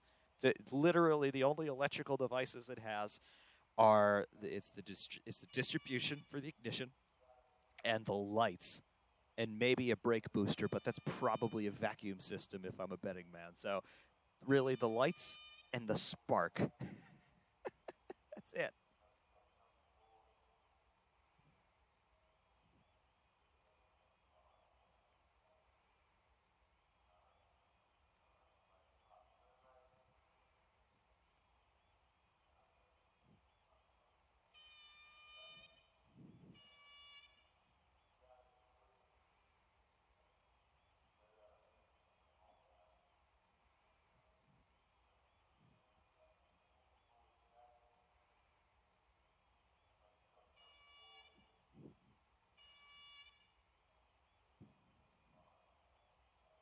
Nick Libby asking, what do you think of the removal of Hockenheim from the F1 calendar? Bad move, especially in the wake of the 2019 event, which was hugely successful in terms of TV ratings. Why would you get rid of Hockenheim? And even more so, why would the German government look to be closing the circuit? I heard that a couple of months ago, that they might be closing Hockenheim permanently to turn the entire facility into a public park. Why? It makes money. It makes a lot of money, and it draws people to your region. Why would you get rid of this event? I don't know.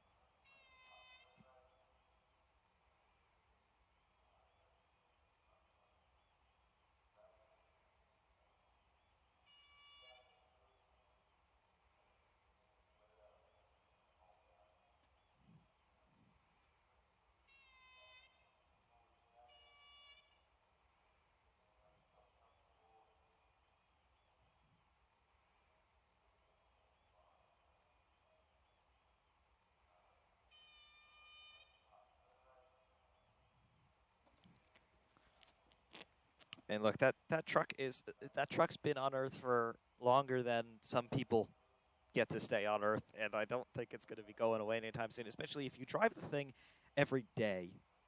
So it's not going to get the problems that Trailer Queen cars get. It's not going to have dry rot on the piston rings or the rubber bushings or seals and anything. It's going to be well used for the foreseeable future. Obviously, you take care of the thing if it's still on the original engine after all that time. It's most likely going to outlast you, given its current status. And I totally get that as well. My truck was my grandfather's. It was he had a 1993 Dodge Dakota, a Dakota Sport, and he loved that truck. And I don't understand why he sold it, because there's nothing wrong with it. And he sold it to buy. What did he buy after? He bought this used 1996 Pontiac Grand Prix. Or was it a Grand Am? It was either Grand Am or Grand Prix. It was this green, hideous thing. It always had problems. It had cooling problems always. I don't know why he got rid of the Dakota, but he always regretted it, and so he always wanted another two-door bench seat manual truck. So eventually he found this Tacoma, and he bought the thing. And then ultimately he decided, I'm getting too old, blah, blah, blah. So, and the other thing that he always wanted was a BMW. So couple years after, 2 years after buying the Tacoma, new, he bought it new in 2013, and it's a 2013. He bought it new, drove it for a year and a half, 2 years, said, I've had enough. Do you want it? Asking me. So I said, well, okay, I'll take another free car from you. So fine. So he gave it to me, and he bought a 2012 BMW 3 Series. And then a little over a year later, he was dead. So the truck was the last new car that he bought. He gave it to me. He bought a BMW, and then he died. So the truck was his. He gave it to me.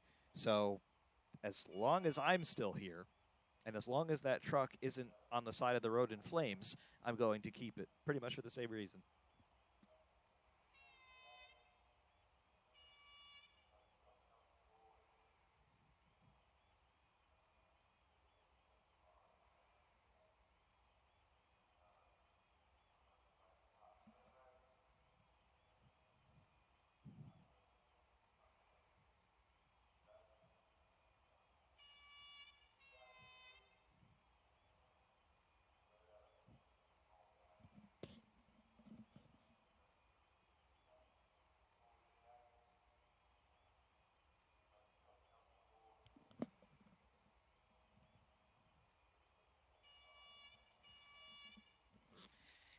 Generally, that's true.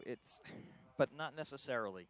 It's probably going to be low mileage if you get a vehicle from a low person, but it doesn't mean it was taken care of well. It just means it wasn't driven. And not being driven and being taken care of are two very different things. I've seen cars with hundreds of thousands of miles on them that are still in great shape because they were taken care of. But I've also seen cars with 20,000 miles on them that were never driven, and they're trashed because they were never driven. Like, you get the fuel system is all messed up. The engine is messed up because it just hasn't run. The oil hasn't been circulating through it. Things have dried out, particularly piston rings and other rubber seals or metal gaskets that need to be lubricated. They just dry up, and then they crack and whatever, and you get leaks everywhere. So taken care of and low mileage are two very different things, and they're not necessarily one and the same.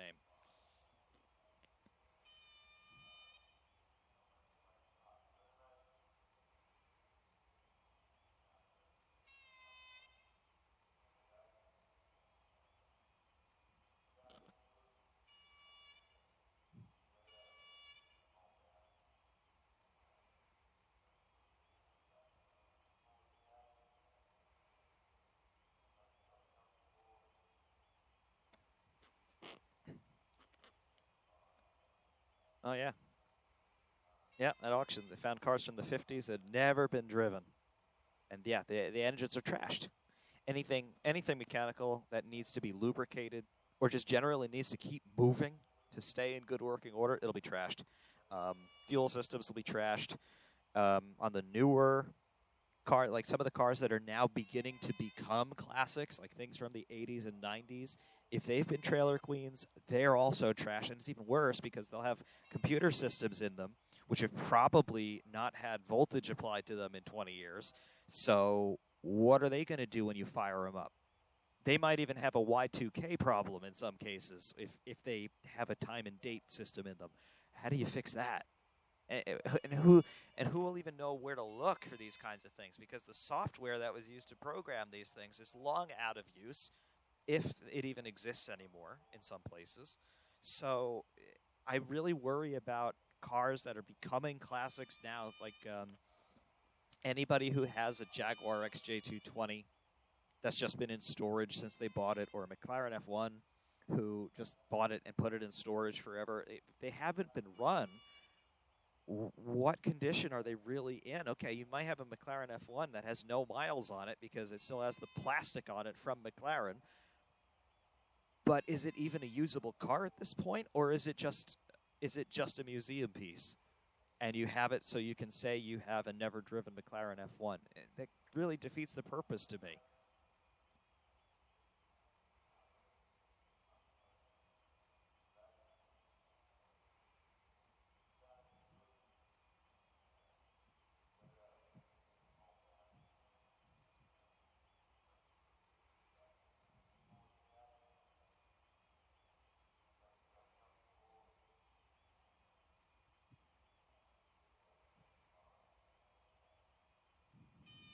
Yeah, the ultimate thing that really drives this point home to me is Williams, the Williams Formula One team. They have a whole division of their company that exists only to run their classic Formula One cars. And every month they pick 2 or 3 cars out of their archive, really. They've got a whole warehouse full of every Williams Grand Prix car that still exists. And they pick 2 or 3 cars per month to go through them, check them out, take them apart if they have to, and they run them. And it might only consist of running them on high stands in the garage, or they might actually drive them up and down throughout the Williams compound there in Grove. But they have people who they pay salaries to run the old race car, simply because a car, no matter what it is, it must run. And that's why whenever there's an event like Goodwood or the Minardi Days at Imola that they do every year, you see Williams there, and they're running something because they have them, and they're all runners, and they maintain them. Some of the other racing teams out there, like Ferrari, for example, they have the Corsa Clienti program, which, of course, they run a lot of their old race cars with. But when was the last time you saw Like, when was the last time you saw this car? We're still sitting in it here. When was the last time you saw one of these running, the 641 Ferrari? I can't remember. I doubt that they've started one of these things in years. You know, and I doubt that they could tomorrow if they wanted to. So there's something to be said for that.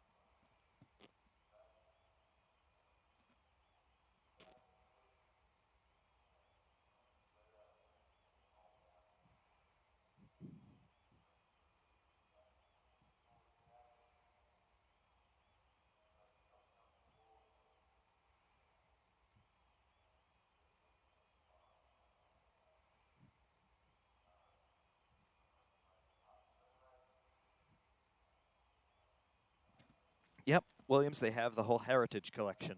They and it's only a skeleton crew of guys because most of those cars in that collection are really low tech.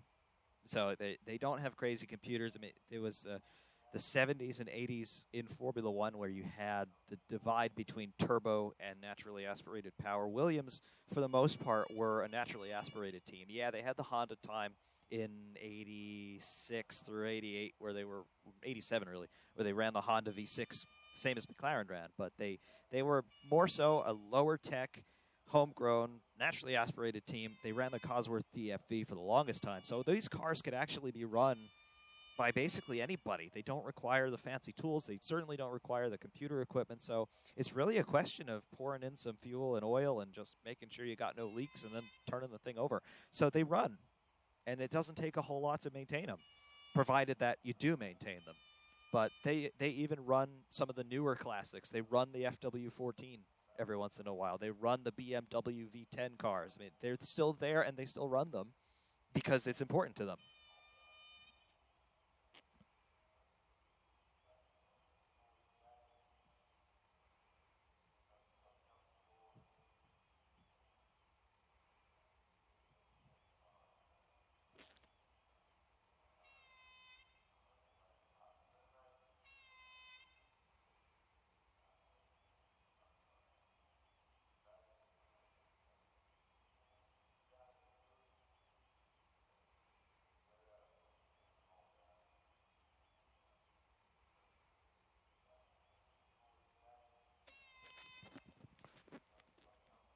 Yeah, Williams ran. They ran the FW25, I think it was, at Goodwood last year. They had Karthikeyan in the car, and yeah, it still has the BMW V10 in it, and it sounded like it was running unrestricted too. So they still have the support from BMW to maintain those engines too. It would seem. They've run a couple of the Renault powered cars. They've run the FW14. They've run the FW18 and 19 recently.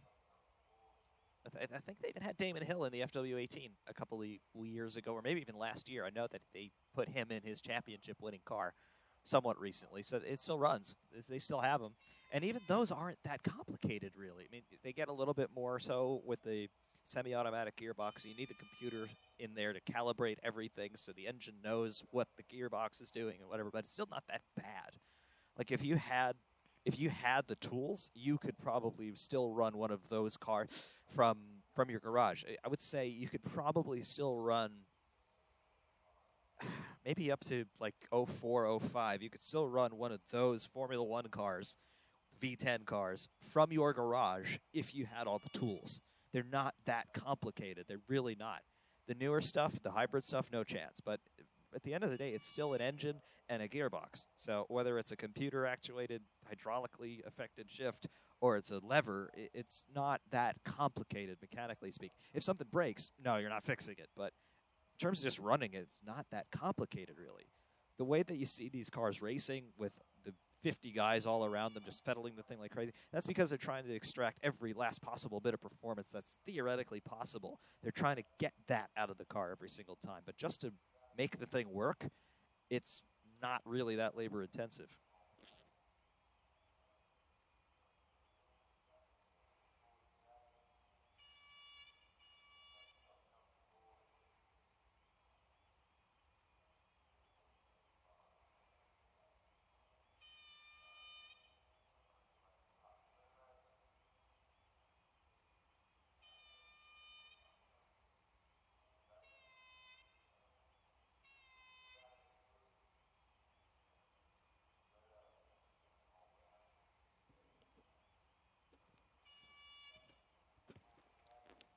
Now let's see. My favorite F1 car. It's a mixed bag because I've always since that first race that I made a point to watch, Monaco '05, it was won by Kimi Räikkönen in the McLaren MP420, and that became one of my favorite F1 cars, just because of that day and how I was connected to it. But could I say that this one here isn't also one of my favorites? No, I absolutely could not say that it's not one of my favorites, even though this was racing before I was born. Um, just look at the thing. It's a Ferrari. It's a V12 Ferrari. It was one of the first of the really modern cars with the semi-automatic gearbox, and it was very successful. It almost won the world championship. Um, this one is also up there, and it just looks so cool as well.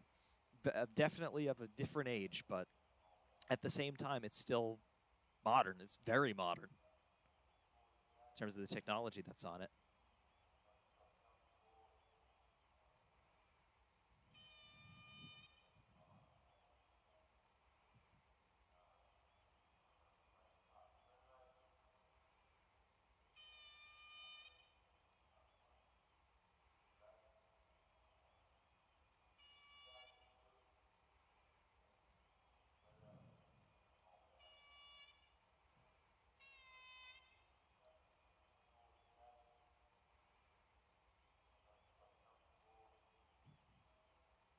Yeah, a blown diffuser in the 641. Basically, every car in this era had a blown diffuser, what we would now call a blown diffuser.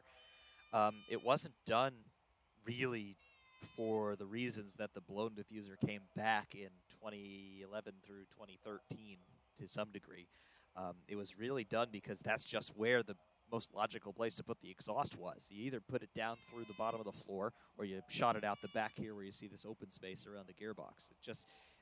It's just what it was, and you saw that all the way back to the 80s, the early 80s, when they started to use the under tray as an aerodynamic benefit. They put the exhaust there too because, well, it's just the shortest route to back to atmosphere, and it saves weight in making the pipes longer. So it just made sense. You got a little bit of an aerodynamic benefit from it, of course, but it was an afterthought. It wasn't the reason that they did these things. It really wasn't until much, much later. Again, in 2011 through 2013 where they started to get creative with this stuff. 2011 in particular.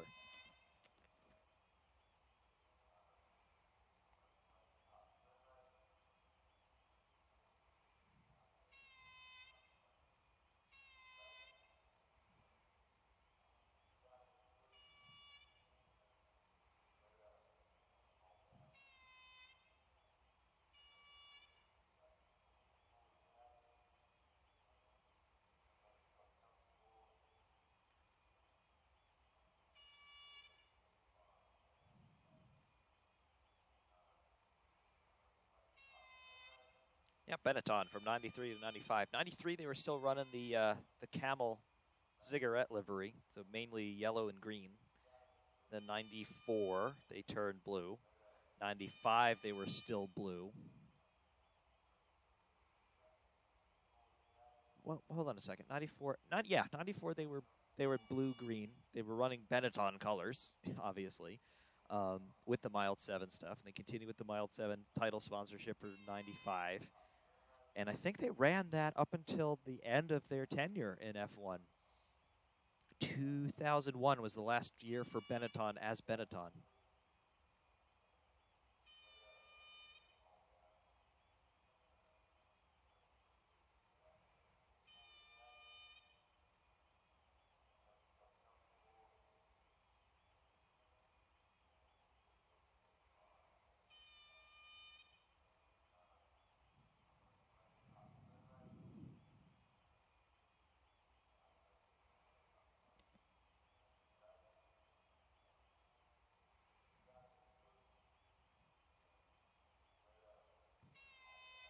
And technically speaking, Jenson Button drove for Benetton.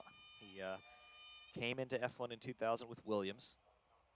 He was also there for BMW joining up with Williams for 2000. And it didn't go so well, and he ended up without a drive, so Benetton picked him up. And then Benetton turned into Renault.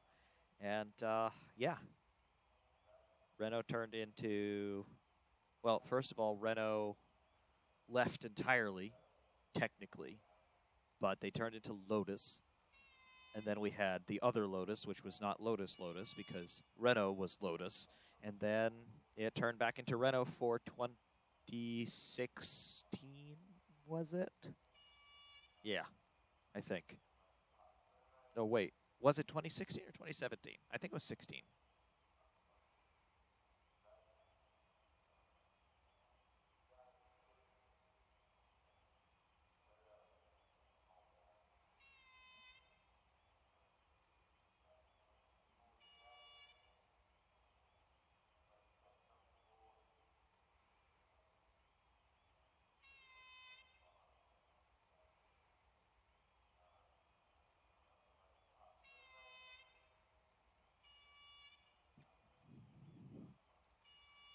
Yes, the only reason why I know that it was 16 and not 17 is because of Palmer being alert on the street circuit. He was wearing Renault colors.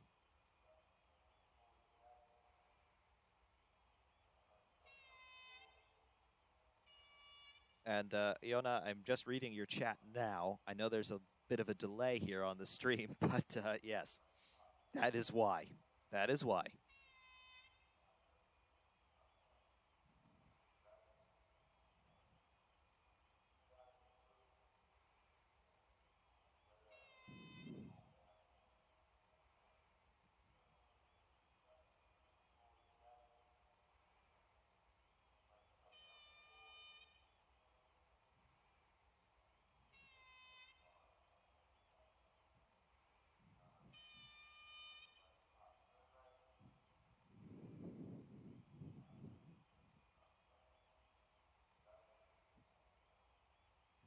Scuderia Casey Dixon, see you later. Thank you very much.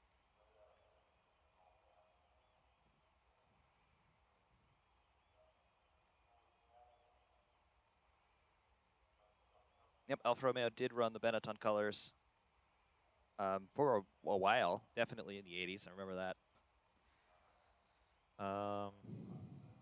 But was that? No. Berger did not drive for Alfa Romeo. He drove for Benetton.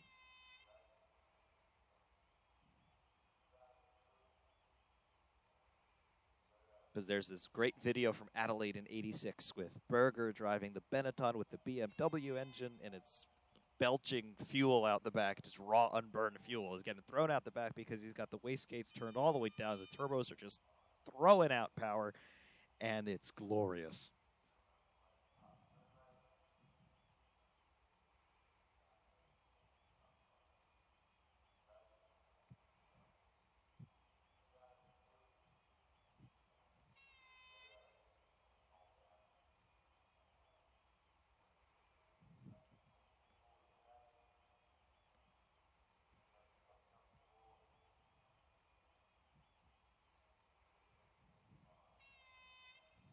And yeah, Gerhard Berger, he did get Benetton's first and last win.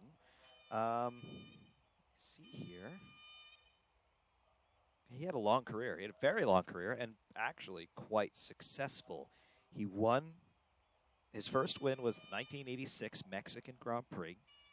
And his last win, I had to look up the his first win, but I know his last win. His last win was Germany, 1997.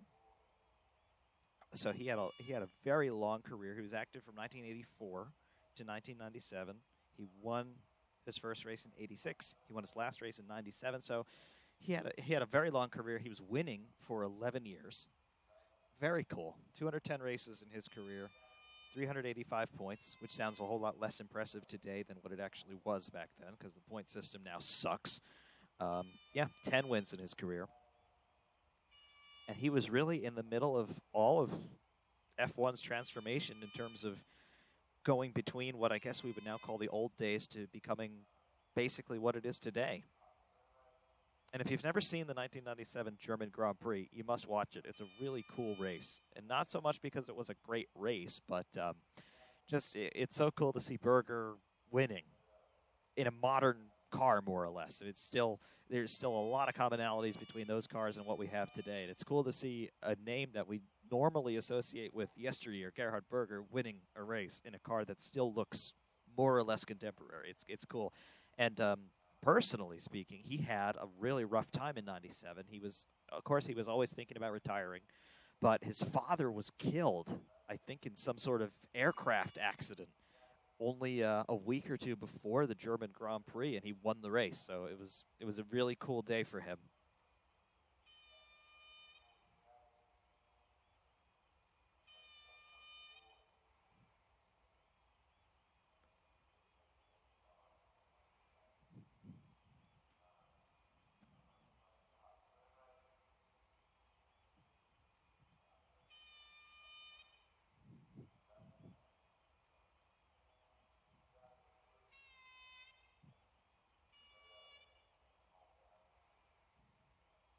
Yeah, Codemaster's doing more classic season modes with all of the cars. Yep, that would be really cool to see.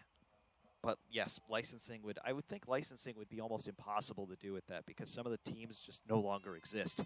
And they weren't succeeded by anything. Like, they just sold off all of their assets, and now they either don't exist anymore or they're all in private hands. So I don't know how you would do licensing. Like, I'm thinking about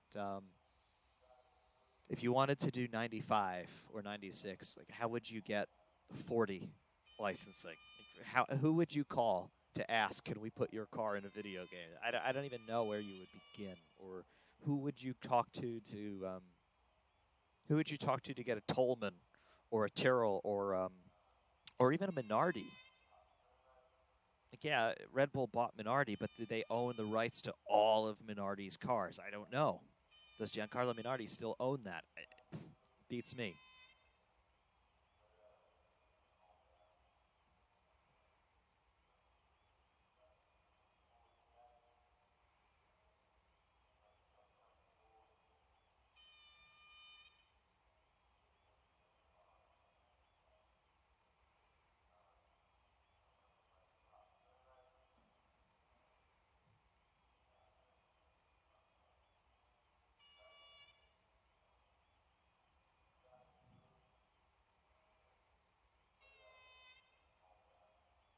Yeah. And yeah, one last point on Gerhard Berger, I guess. Definitely one of my favorite drivers.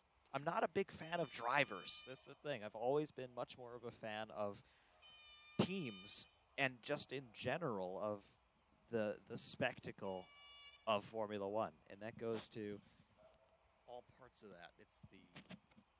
It's the racing, which at different times has been better than others. But it's the show. It really is the show. It's the cars, it's the technology, it's the history. It's all important. It all means something, and it all conspires to create a really cool series. And I really am afraid that we keep moving farther and further away from what made F1 great in those days.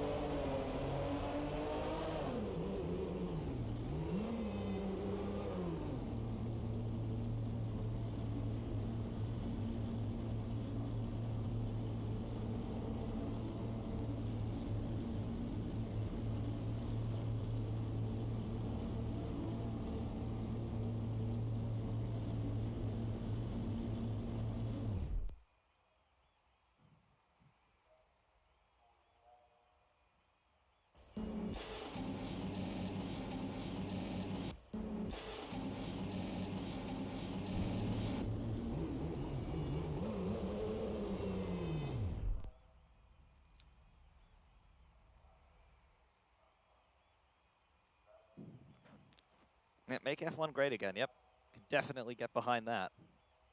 Whether or not it'll actually happen is beyond me, but I could definitely get behind that.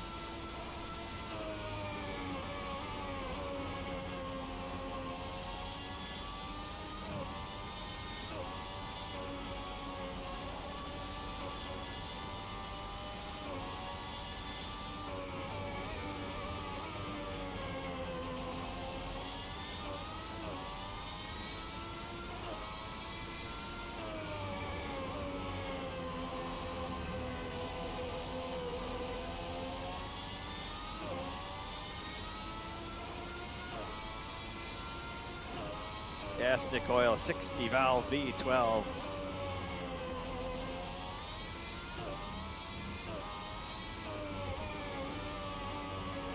Yeah, which of course means that this had 5 valves per cylinder. Indeed it did.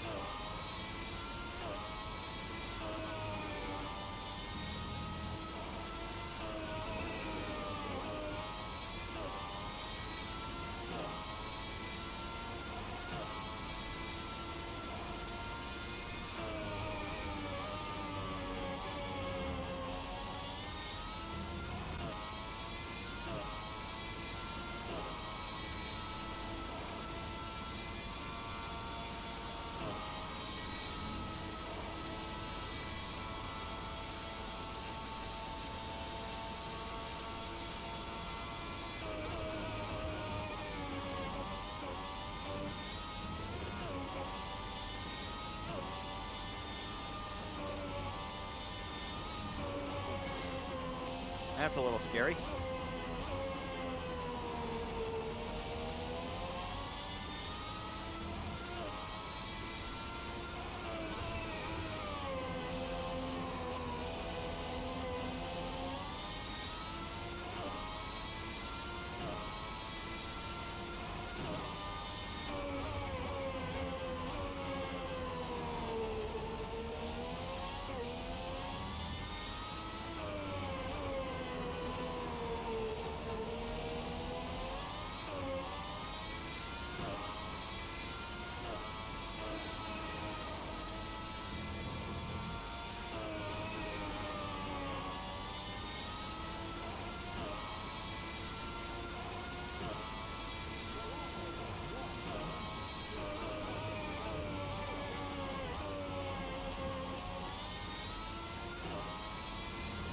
A little bit of track extension there, because why not? If it's paved, use it.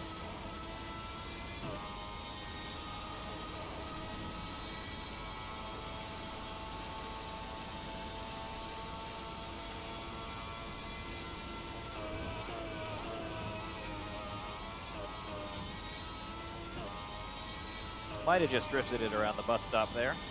Why not?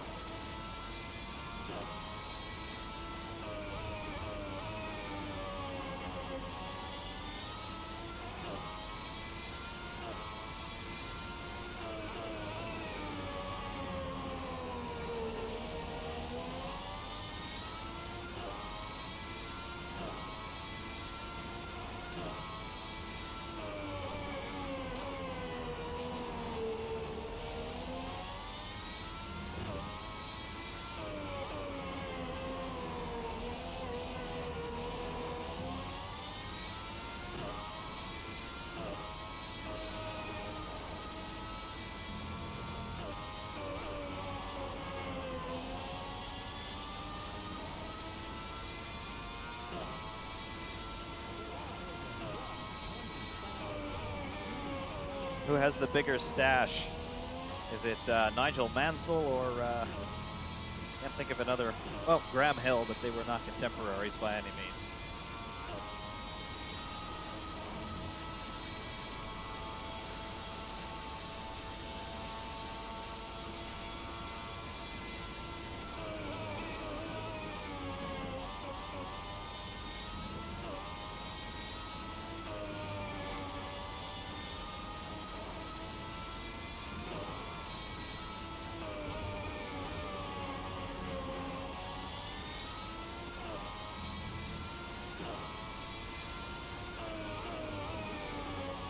I have to say, though, one of the things that makes driving this car in particular better for me is because I've got two absolutely wonderful little Exodo models in 1/18 scale of this car, one of Mansell's and one of Prost's. And they are just in every way absolutely perfectly accurate to what the original car was, just 18 times smaller. Just, I don't know, makes the connection a little bit more visceral for me.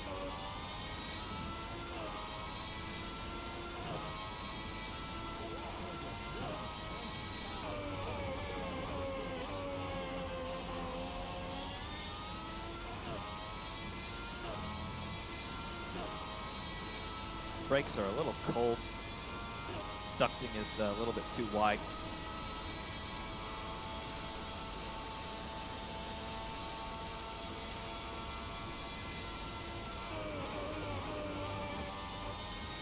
They still bite plenty good when you need them.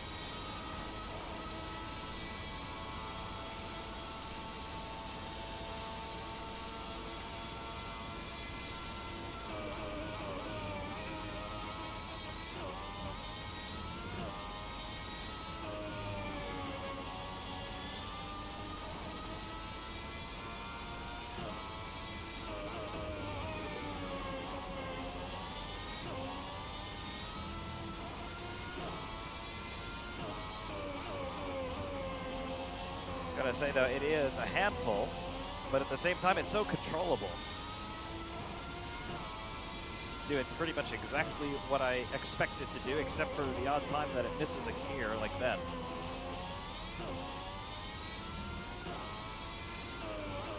But no complaints from me, not at all.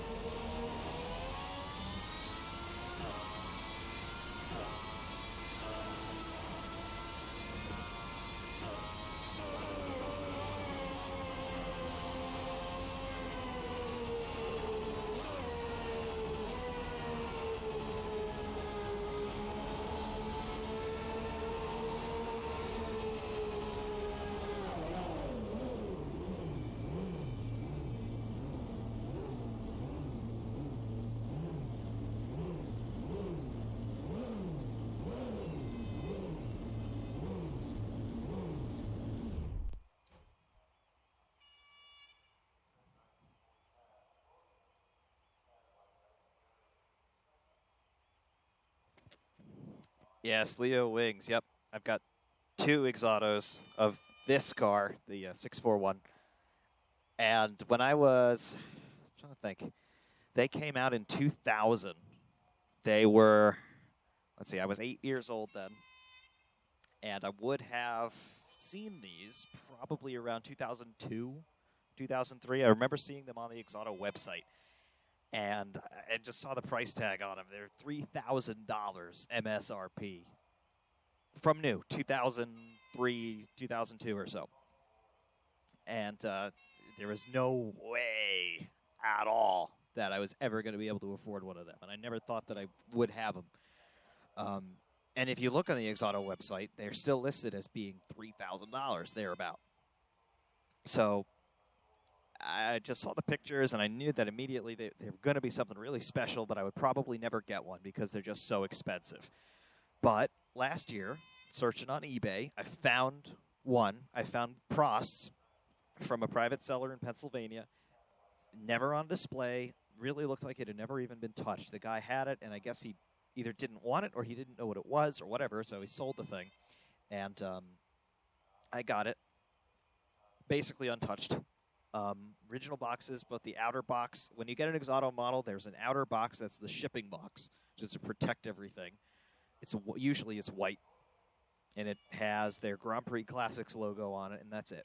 And then there's an inner box that has all of their box art. And they usually they have this checkered flag pattern that they have. So it's got the outer box, the inner box. And then inside the box, you have a foam sarcophagus that the car sits inside. The chassis is in there, and any removable stuff, like the outer bodywork, is on top of that sarcophagus, its own little cocoon thing. And then, it's just immaculate. Everything about it is absolutely immaculate. Nothing is crooked. Nothing's out of place. The paint is a mirror finish with a clear coat over top. And, so I found that one last year. That was Prost's. And I found Mansell's earlier this year, believe it or not. Again on eBay, another private seller. No, this one was not a private seller. This was from Replicars, probably the best model car dealer in the world. They're out of Vermont. And found it on their eBay page, not their main website, but their eBay page. And they had this thing. It, again, was treated well for its whole life. It came from some private individual who sold it to them, and then they sold it to me on eBay. And I did not pay anywhere near $3,000 for either one of them. And they're both immaculate. Capros and Mansell's, they're great. If you can find one, get one. But don't get it new. If you get it from Exodo, you're going to pay $3,000, and it's not all worth $3,000. It's a great model car, but it's a model car at the end of the day. It's not worth anything near what they ask for them. But if you can find it privately, in good shape, with the original boxes, with the documentation that comes with them, and I was lucky enough to find 2 of them that were in that condition, go for it. Don't pay any more than $500, though. I didn't even pay $500 for them. But do not pay any more than $500. It's not even worth $500. But, they're rare, so you might pay that much. But don't pay any more. It's a model car at the end of the day.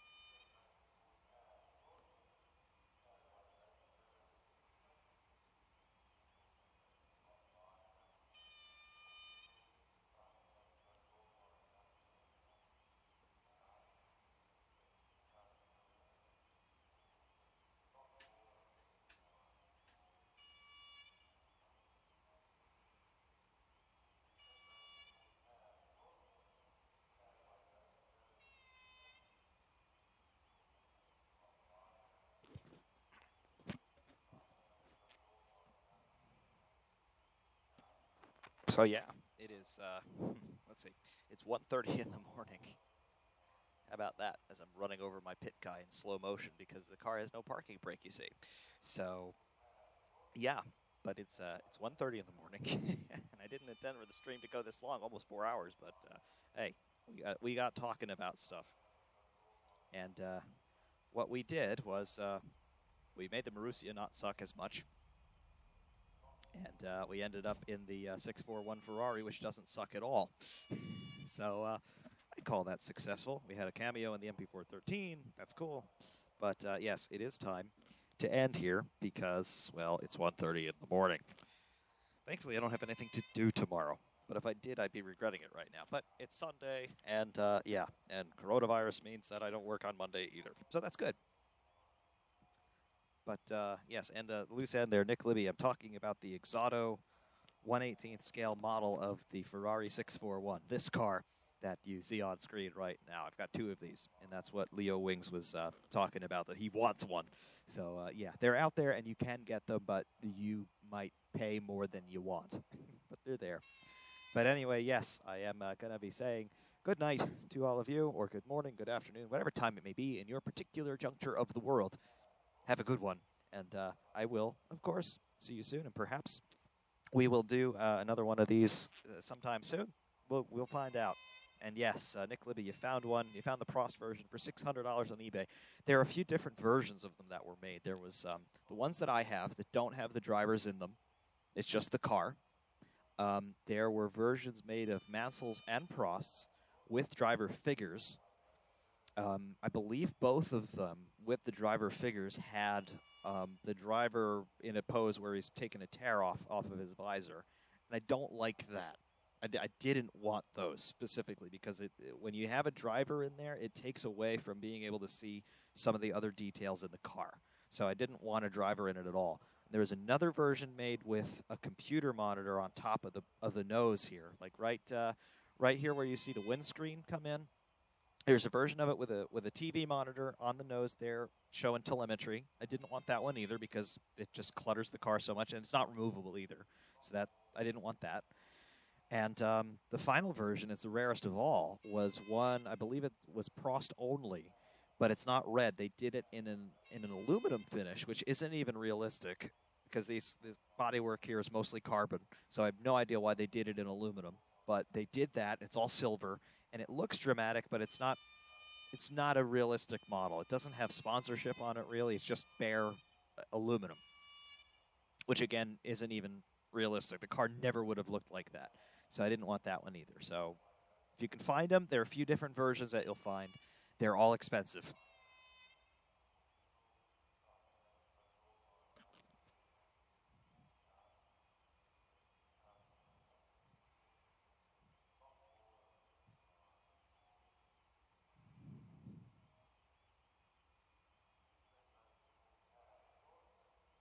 But yes, now for real, at 1:31 a.m. East Coast time, yes, I am saying good night to all of you. I do thank you very much for being here, and hopefully this got your mind off of some of the bullshit that's going on in the world right now. It certainly got my mind off of some of the bullshit that's not only going on in the world, but going on for me personally right now, which is bullshit. But yes, the goal today was not to suck, and I think we made things suck a little less. So I'll call that a victory. Until next time, though, Ferrari Man 601 saying thank you all very much for sticking with me here. And to all of you, be safe, be well. If you need help, get help. If you know somebody who needs help, help them. And we'll see where we stand in a few more weeks. Until next time, thank you all very much for watching. And, of course, we will see you soon.